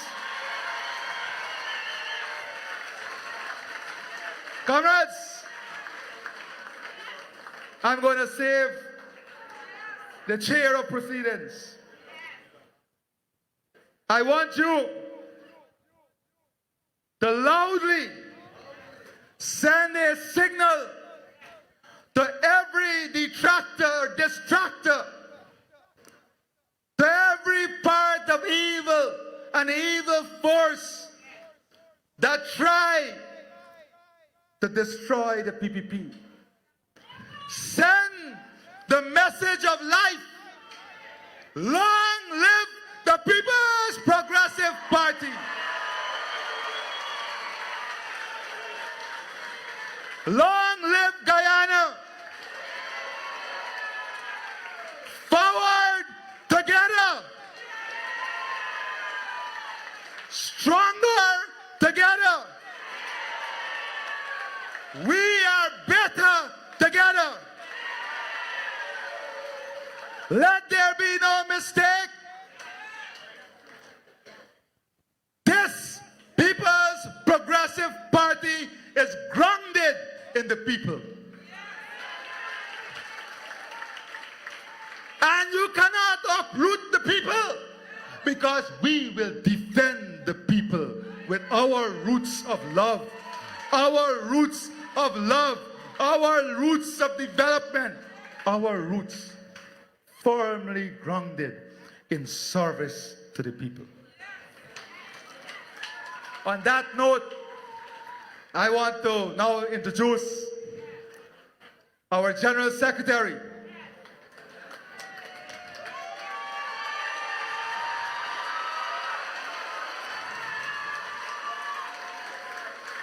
And let me tell you, I don't know if he can get a Thursday press conference or what he can do today. But I can guarantee you, whatever he does on any given day is always in the interest of the people and always in the interest of this party. And make no mistake, we stand solidly in unity in the People's Progressive Party. No sword or swords, as pointed as they want it to be, can ever tear the unity of the People's Progressive Party. So with that, General Secretary, take the ring.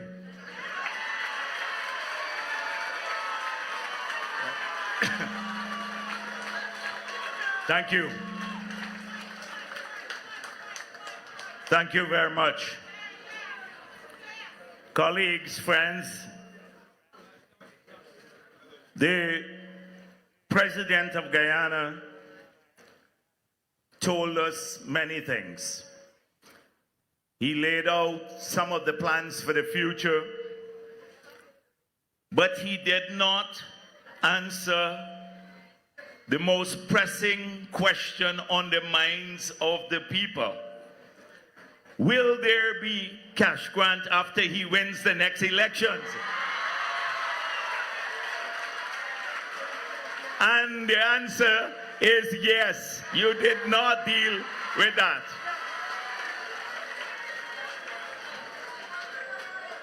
Now,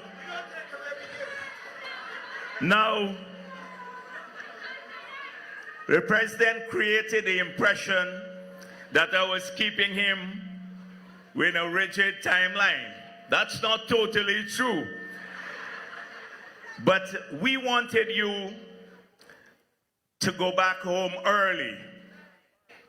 I think the point has been made already that the PPP is strong, it's united, and it will win the next elections.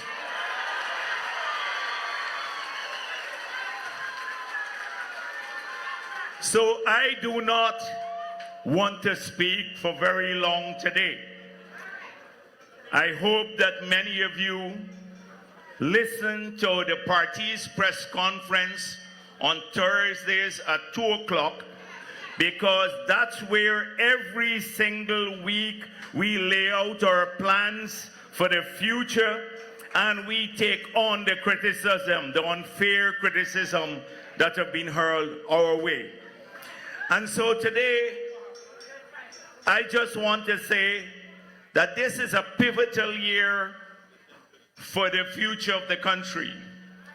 It is a year in which the decisions that you make would either take us back to incompetence and divisiveness, or to a future, a glorious future of prosperity, unity, and progress.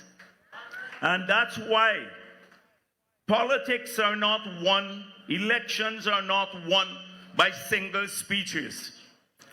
They're won by hard work, and hard work back in the communities from which you've come. Every community in Guyana. And that's why I'm relying on every single one of you to leave with the message that you've heard here, the message that you have lived in the past 4.5 years, what you have seen around you, the commitment to fulfilling the promises that we made in 2020. And we expect you to not only take that message to your neighbors and your communities, but work every single day from now until the elections are called to ensure that the PPP has an overwhelming victory at the next elections. This is my expectation of you. I did not come here to give a long speech or to make, to lay out what we have done. Now, often it seems that we are fighting against an invisible enemy. You don't see the opposition as prevalent as they were before. But do not be deluded. If you grow arrogant and if you don't put in the hard work, we can have surprises. They are invisible. They're not doing much, but quietly they continue to spread the racist messages that they have grown accustomed to using in campaigning.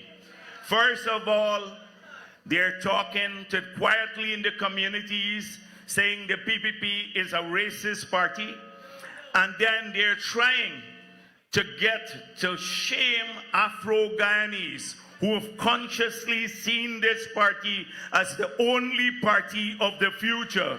They're trying to shame them by calling them names to keep them away from us, because they know once we grow stronger in the Afro-Guyanese communities in this country, the PPP becomes even more invincible than we are today. So we have to be cautious about this. We have to ensure that this quiet campaigning doesn't work by exposing them to what they're doing. They call Afro-Guyanese the vilest names. Now, they didn't spare Roger Luncheon or Shirley Edwards or Cyril Belgrave or Clinton Collymore or Philomena Sahai, who were there from the beginning struggling with us. They used to be called those names too. Soup drinkers, all sorts of things, slave catchers, etc. But those people were valuable members of our party. They helped to shape this party. And you know, you've seen it. When you come to the PPP, you see the heart of the PPP. When you listen to Cheddi Jagan from the quote of those young people, 1964, the worst year in the history of this country, maybe one of the worst years, because the British had inspired a riot in the country at that time. In the worst year, Cheddi Jagan spoke about national unity, the need to bring people together. He spoke about the messages that they carry, that they will go to the Afro-Guyanese communities and say, everything is being done in Indo-Guyanese communities, and they do the same thing in reverse. What happened with the AFC and APNU? In 2015, it was the same message. They go to the Amerindian communities and say, PPP does everything for Afro-Guyanese and Indo-Guyanese, and they're neglected. Then they go to Linden and say, look at Berbice, they get everything, sugar, get all the help, etc., forgetting that we are putting in $5 billion into subsidy in Linden, but they would ignore that. Then they come to Berbice and say, look, they're building a new call center in Linden. They do everything for Afro-Guyanese. Cheddi Jagan spoke of that in 1964. They're working up to now with the same playbook. It's predictable what they're doing. And he condemned the racism because he always fought to bring people together. And I must say, today I'm extremely proud. We were always, as General Secretary of this party, we always fought to dispel the rumors that this is a racist party. But that served them well in the past. In opposition, we said, we will change the nature of this party. We're strong in the Indo-Guyanese communities. We're going strong in the Amerindian communities because of the work that we have done. And we will make a dedicated effort to go stronger in the Afro-Guyanese communities. And President Ali, under his leadership, has led since we got into office to ensure that every community is touched. Now everyone has seen this. Every Guyanese, people who supported the PNC because they actually believed that they cared about people. Now those supporters see that they were always making fake promises in the past. They cared about no one but themselves and the leadership. And so people know that this is a trustworthy party. We went to the elections with promises. The children's grant, we did it. The doubling the old age pension. 50,000 house lots, we were already at 41,000. 20,000 scholarships, we gave out 50,000 scholarships already. 60,000 new jobs. All of these because people are losing jobs in droves. The joint services got back their bonus. We removed the 200 taxes that they had put on people. We put back money into the sugar industry. We removed the 3 taxes they put on the miners. We started getting work back into Region 10 where the 1,000 bauxite workers lost their jobs. You ask the farmers, the rice farmers. Now, just this crop, we have supported the paddy price.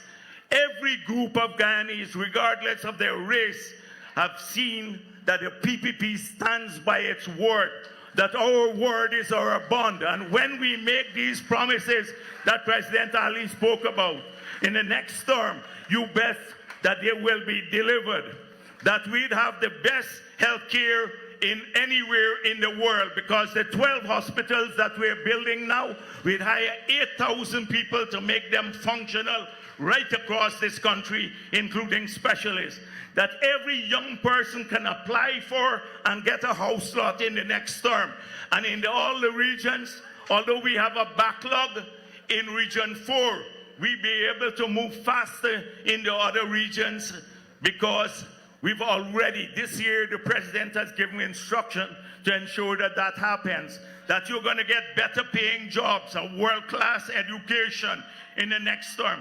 The infrastructure that the president spoke of, you'll be able to drive from Molson Creek all the way to the airport on a 4-lane road. You'd have a power plant in West Coast that would cut electricity prices by 50% and cooking gas prices by 50%.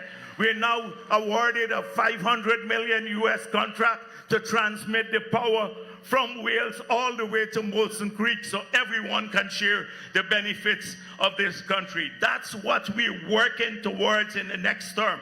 You'd have a diversified economy so that even if the oil sector does not contribute massively to national development or oil prices fall, we can maintain the prosperity. You will get your cash grants in the future too, as the president just said. So I can go on. We've defined what has happened, but we've also said we want to define the financial products that you can invest in. So when you get your cash grant in the future, you can put it in an instrument, a financial instrument that the government will create, that it will underwrite. It will give you a guarantee rate of return than the money if you place it in the bank. All of this will empower people, young people especially, to own things. More and more support for local contractors. We were practically completed almost all the community roads. We have to do the drains. In this region alone, there are 125 community grounds. We are fixing all of them 22 of those grounds this year will have lights. In Georgetown, there are 34. We're fixing all of them, and all of them would have lights. And this is a story of the whole country. So, recreation for young people, that's what you're going to look forward to. Safety in your home, because security is important to us. We are now investing in some of the modern technological tools. When the president spoke of a digital society, it is not just to ensure that we can deliver better services to people, like the pensioners could have their pension paid directly into their account. You can sit in your home and open through an app a bank account but also the cameras we're putting up, the intelligence that we're investing in would ensure that we know who is in our country. At any moment, we can track criminals so you can live safely in your own home. Security is an important issue. All of those have started, and just imagine, 4.5 years we've delivered that. We started all of these things, although there was no plan when we got into office, and we did it with COVID. We had to take care of people in COVID. Just imagine the next term in office, how glorious that will be, how inclusive it will be. This is what you can expect of us in the next term in office. So, but we have to be cautious. The APNU AFC, they are weak. I see Nigel Lewis now selling a vehicle. The man posted he's selling a Honda CRV on his page. So I said, why would the leader of a political party, although a leader who has no traction whatsoever, sell a vehicle on his party page? Why not get someone else to sell your vehicle? So then, you know what I came up with? This guy is a smart guy. Nobody paying attention to him. He went to Linden and said his ancestors sent him to talk to the people of Linden. The ancestors forget to tell the people to show up to the meeting. So he didn't show, nobody showed up. He went to Blackbush Polder recently to talk about rice. So the people, Ramjatan was here to him. The people could give Ramjatan a cussing. They said to him, why are you here now? You're wasting our time. He said, well, it's not me anymore. This is the man, Nigel Lewis. He was the chairman of the AFC when they became the most corrupt party ever in the history of this country. And when they participated with APNU in destroying not only the country, but this very region. The sugar workers and rice farmers. Sugar and rice are the two most important things in this region. When you have an assault on them, you damage the disposable income of the entire region, thereby affecting people's prosperity. We have converted that back. The president laid out the disposable income, the deposits in the banking system, and how those have grown because you have 60,000 people working, but in this region, 10,000 people who are not working in 2020 now have a job because of the People's Progressive Party. So let me tell you what I came up with, why he posted the thing. So they have a hard time attracting people. So he put, you'll get it at a low price. So imagine 10 people hear that and they call. Then they would say, you know, can you join the AFC? It's a gimmick. The man is smart here, fun. This is a smart man. He posts a low price vehicle.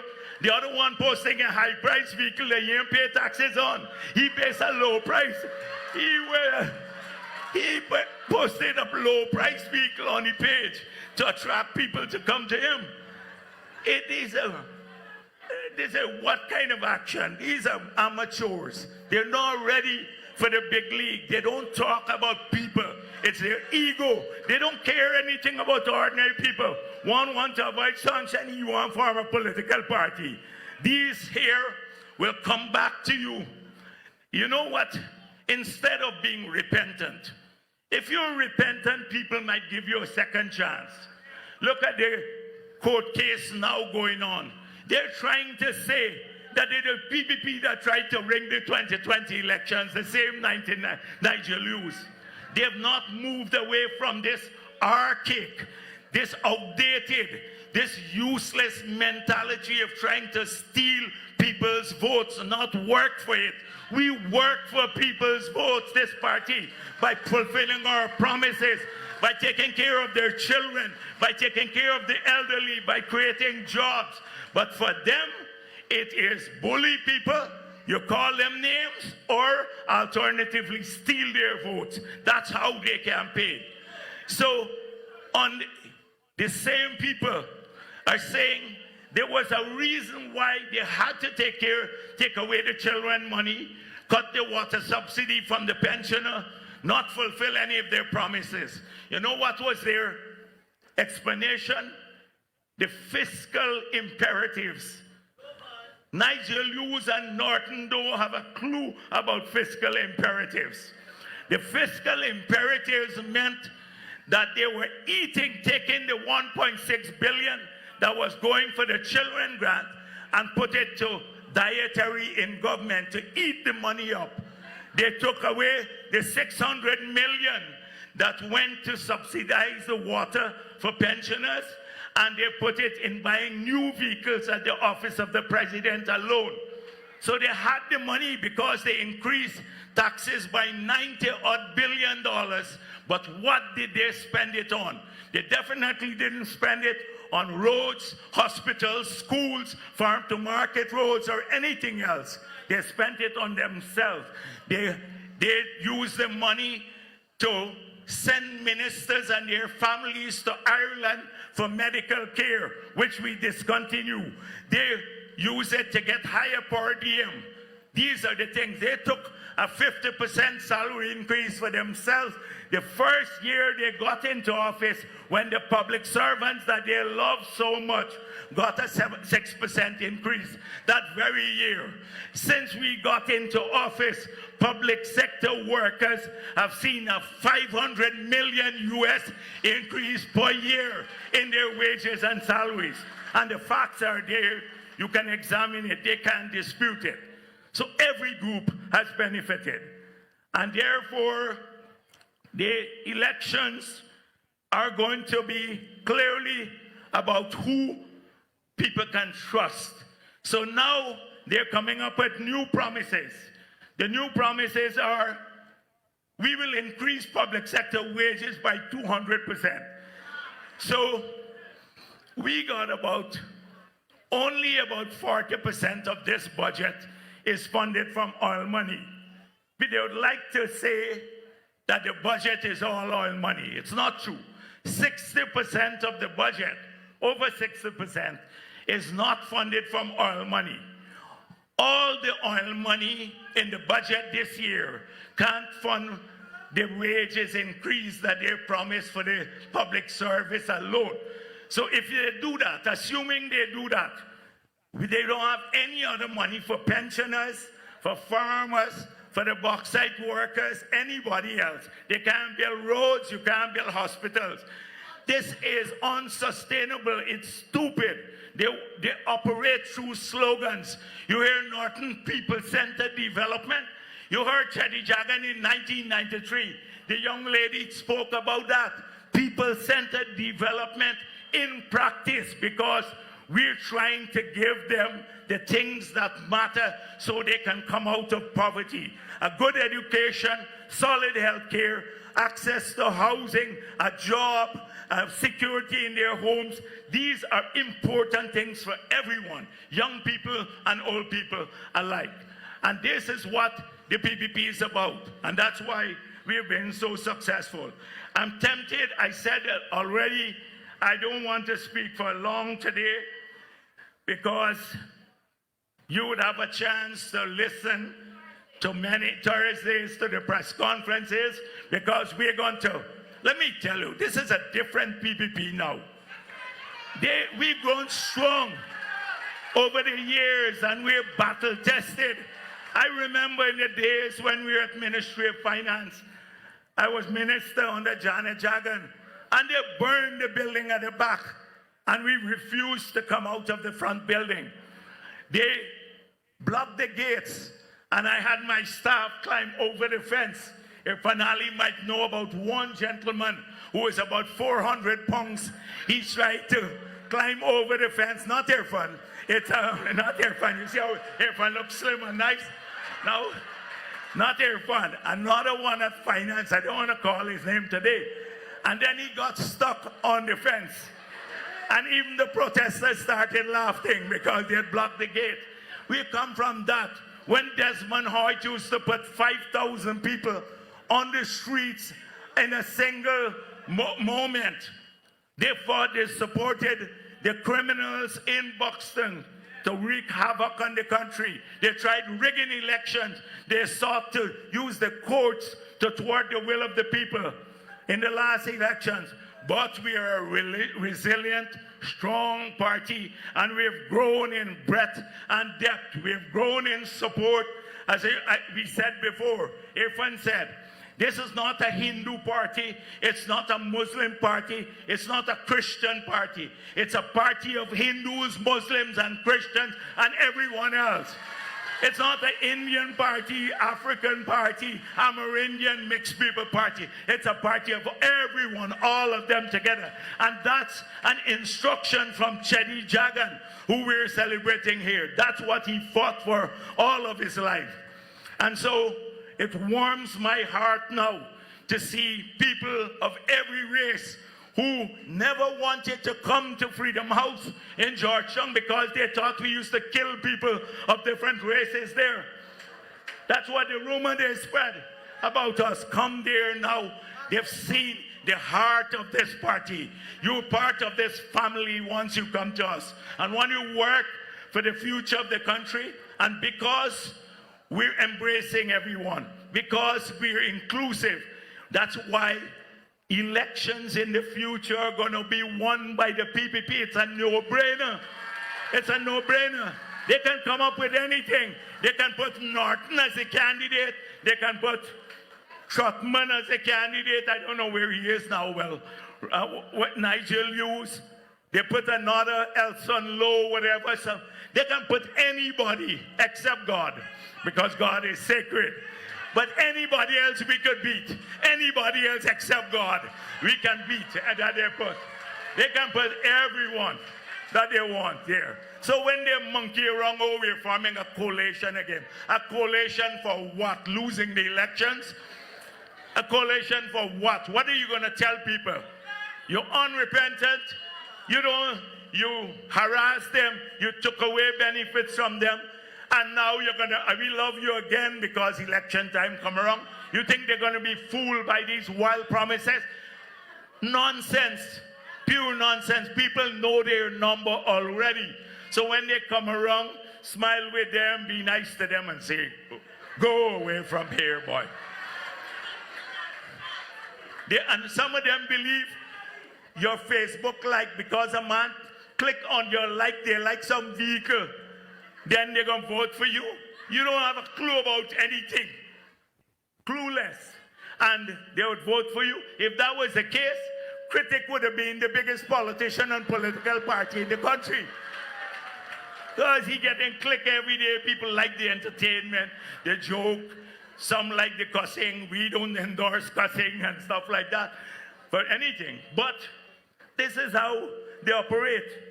The people are smart. Yesterday, I had several community meetings, and I was saying to people, at 11:30 we started in the day, a hot Saturday when people have to go to market, and we have crowds at every one of our meetings. Which political party can hold a meeting at 11:30 in the day and get people? They don't get it even in the afternoon when people are retired. This is a strength, and it comes from what we stand for. We stand for enduring principles. We stand for national unity. We stand for progress. We stand for bringing people together. We have a vision of the future that's clearly outlined. No other party has a vision of the future. If you don't have a vision, you don't know where you want to take the country, you can't have supported policies and programs. They don't have a single plan for anything in any sector. You talk to Irfan Ali or any minister, we can outline all of our plans here, today, now.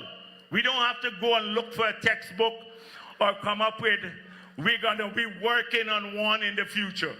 That is how we approach it. So, for all of those NGOs type who are haters of the PPP, the GHRA, the GT, whatever, the Transparency Institute, the Red Threads, etc. They never know who fought for freedom in this country. They never one day went to Linden or Aishalton to talk to people or come to Port Morant. They don't come out. They sit in Georgetown in a single office. They get money from abroad and they get publicity in Starbuck News and some other papers, right? And they write editorials there. And they judge the country.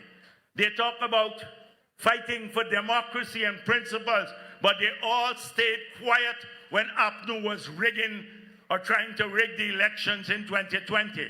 You know who mattered to us? It's the activists who stood up. We people who stood with us, who guarded the containers to ensure that APNU couldn't steal the containers or damage them. It's the young men and women and the not so young from Region 5 who have pellets in their bodies, 80-something pellets in their bodies, who stood up and confronted the PNC when they tried to rig the elections. You think we would worry about what they say and the press association or whatever with the haters of the PPP? That's why you have to be dismissive of them. They would say, Jagdeo cussing the NGOs. Well, yes, I'm cussing them. It's these NGOs we're cussing. Not the ones that support progress. The ones that work with children, they've seen their subvention grow by 5-fold since we got into office. The one that work with farmers or people to educate them, they can get support from us, the NGOs. But these haters of the PPP, we will fight them. So when we fight, they say, oh, the PPP is too aggressive. Well, if you come after us, as I said before, we're going to defend our legacy. We're going to strongly defend our legacy. Don't come after us. Don't come after us and they misrepresent us if you don't want to get the response. Because gone are the days when they control everything and lied about us. That is what kept this country divided a long time. These naysayers, every day, every single day they're at it because they are as worried as the APNU and AFC about national unity. Because if there is national unity, there is no space for them. They can't collect money from abroad to create dissent among our people. That is an important thing. So when you're going to see tomorrow, they're going to do 2 editorials. I don't care. We're going to defend our party. We're going to defend the ordinary people of this country. We're going to create opportunities for the business community, for young people, for workers, for everyone. We're an all-inclusive party, every class, every race, every religion, every gender. That's what makes us strong. And so I wanted you to go back home early. It's Ramadan too. Many of you have to break fast. And please tune in on Thursday. Let's continue the conversation. We have a young leader who will be contesting the next election again. And you compare him with the others. God, it's like comparing a giant with nothing. He is proficient in every area. He represents us at the United Nations with distinction. He deals cleverly to keep our borders intact in dealing with the Venezuelan matter. He is laid out. He knows the details of development program. He's a people's person. You ain't got no sour face all the time like some of them have. and he's smart. He can string two words together. He can string more than two words together. That is the man who will be leading the people's slate of candidates. Thank you very much.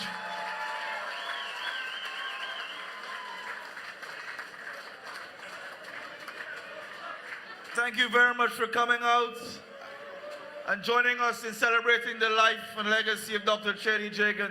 Please take your time and get to your homes safely. God bless.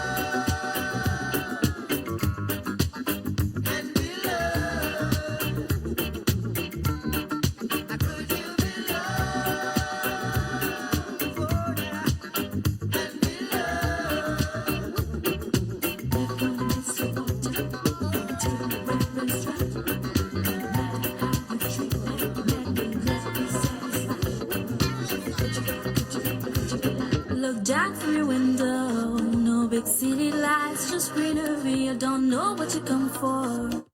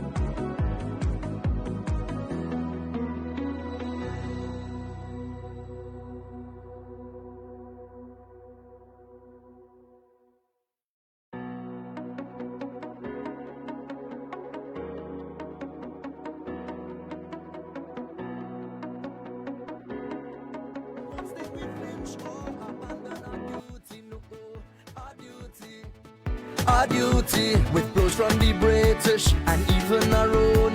Guyana never stopped being a place to call home. They rigged and rigged, but we stayed because endured terror and repression, what a heavy cross. It is time to rally for we party and country. Vote for the PPPC. It is time to rally for we party and country. Vote for the PPPC. I am free, I am me, I have the right. Vote for the PPPC. Oh yeah, I am free. Oh yes, I am me. I have the right. Vote for the PPPC. We sing this song for our beloved Cheddi, yeah. Oh, oh. And the countless others who serve for this country, yeah. Oh, oh. Good will always win against all the evil, and no breeze cannot come and blow out. We can go. Our love and loyalty to this country outshines our mineral wealth and its beauty. It is time to rally for we party and country. Vote for the PPPC. It is time to rally for we party and country. Vote for the PPPC. I am free, I am me, I have the right. Vote for the PPPC. Oh yeah, I am free. Oh yes, I am me, I have the right. Vote for the PPPC. So put on your gears and be battle ready, yeah. Oh, oh. This country needs our beloved party, yeah. Oh, oh. For over 65 years, yeah, we played our part, and all of our service comes straight from the heart. Let's take the charge, yeah, my brother and sister, in defense of a strong and secure Guyana. It is time to rally for we party and country. Vote for the PPPC. It is time to rally for we party and country. Vote for the PPPC. I am free, I am me, I have the right. Vote for the PPPC. Oh yeah, I am free. Oh yes, I am me, I have the right. Vote for the PPPC. Vote for the. Not once did we flinch or 1950 we in the service of this blessed country. Not once did we flinch or abandon our duty, no, our duty, with blows from the British and even our own. Guyana never stopped being a place to call home. They rigged and rigged, but we stayed because endured terror and repression, what a heavy cross. It is time to rally for we party and country. Vote for the PPPC. It is time to rally for we party and country. Vote for the PPPC. I am free, I am me, I have the right. Vote for the PPPC. Oh yeah, I am free. Oh yes, I am me, I have the right. Vote for the PPPC. We sing this song for our beloved Cheddi, yeah. Oh, oh. And the countless others who serve for this country, yeah. Oh, oh. Good will always win against all the evil, and no breeze cannot come and blow out. We can do. Our love and loyalty to this country outshines our mineral wealth and its beauty. It is time to rally for we party and country. Vote for the PPPC. It is time to rally for we party and country. Vote for the PPPC. I am free, I am me, I have the right. Vote for the PPPC. Oh yeah, I am free. Oh yes, I am me, I have the right. Vote for the PPPC. So put on your gears and be battle ready, yeah. Oh, oh. This country needs our beloved party, yeah. Oh, oh. For over 65 years, yeah, we played our part, and all of our service comes straight from the heart. Let's take the charge, Yeah, my brother and sister, it's defense of a strong and secure Guyana. It is time to rally for we party and country. Vote for the PPPC. It is me. I have the right vote for the PPPC.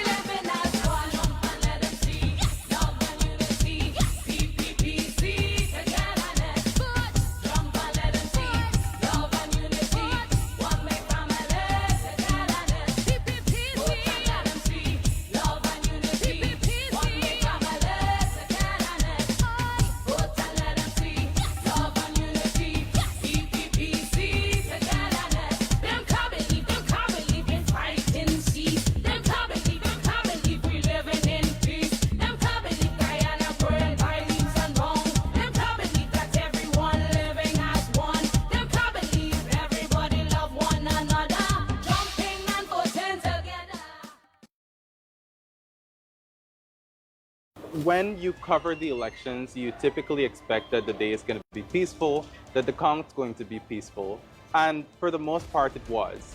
But the chaos that ensued, it was something that I was wholly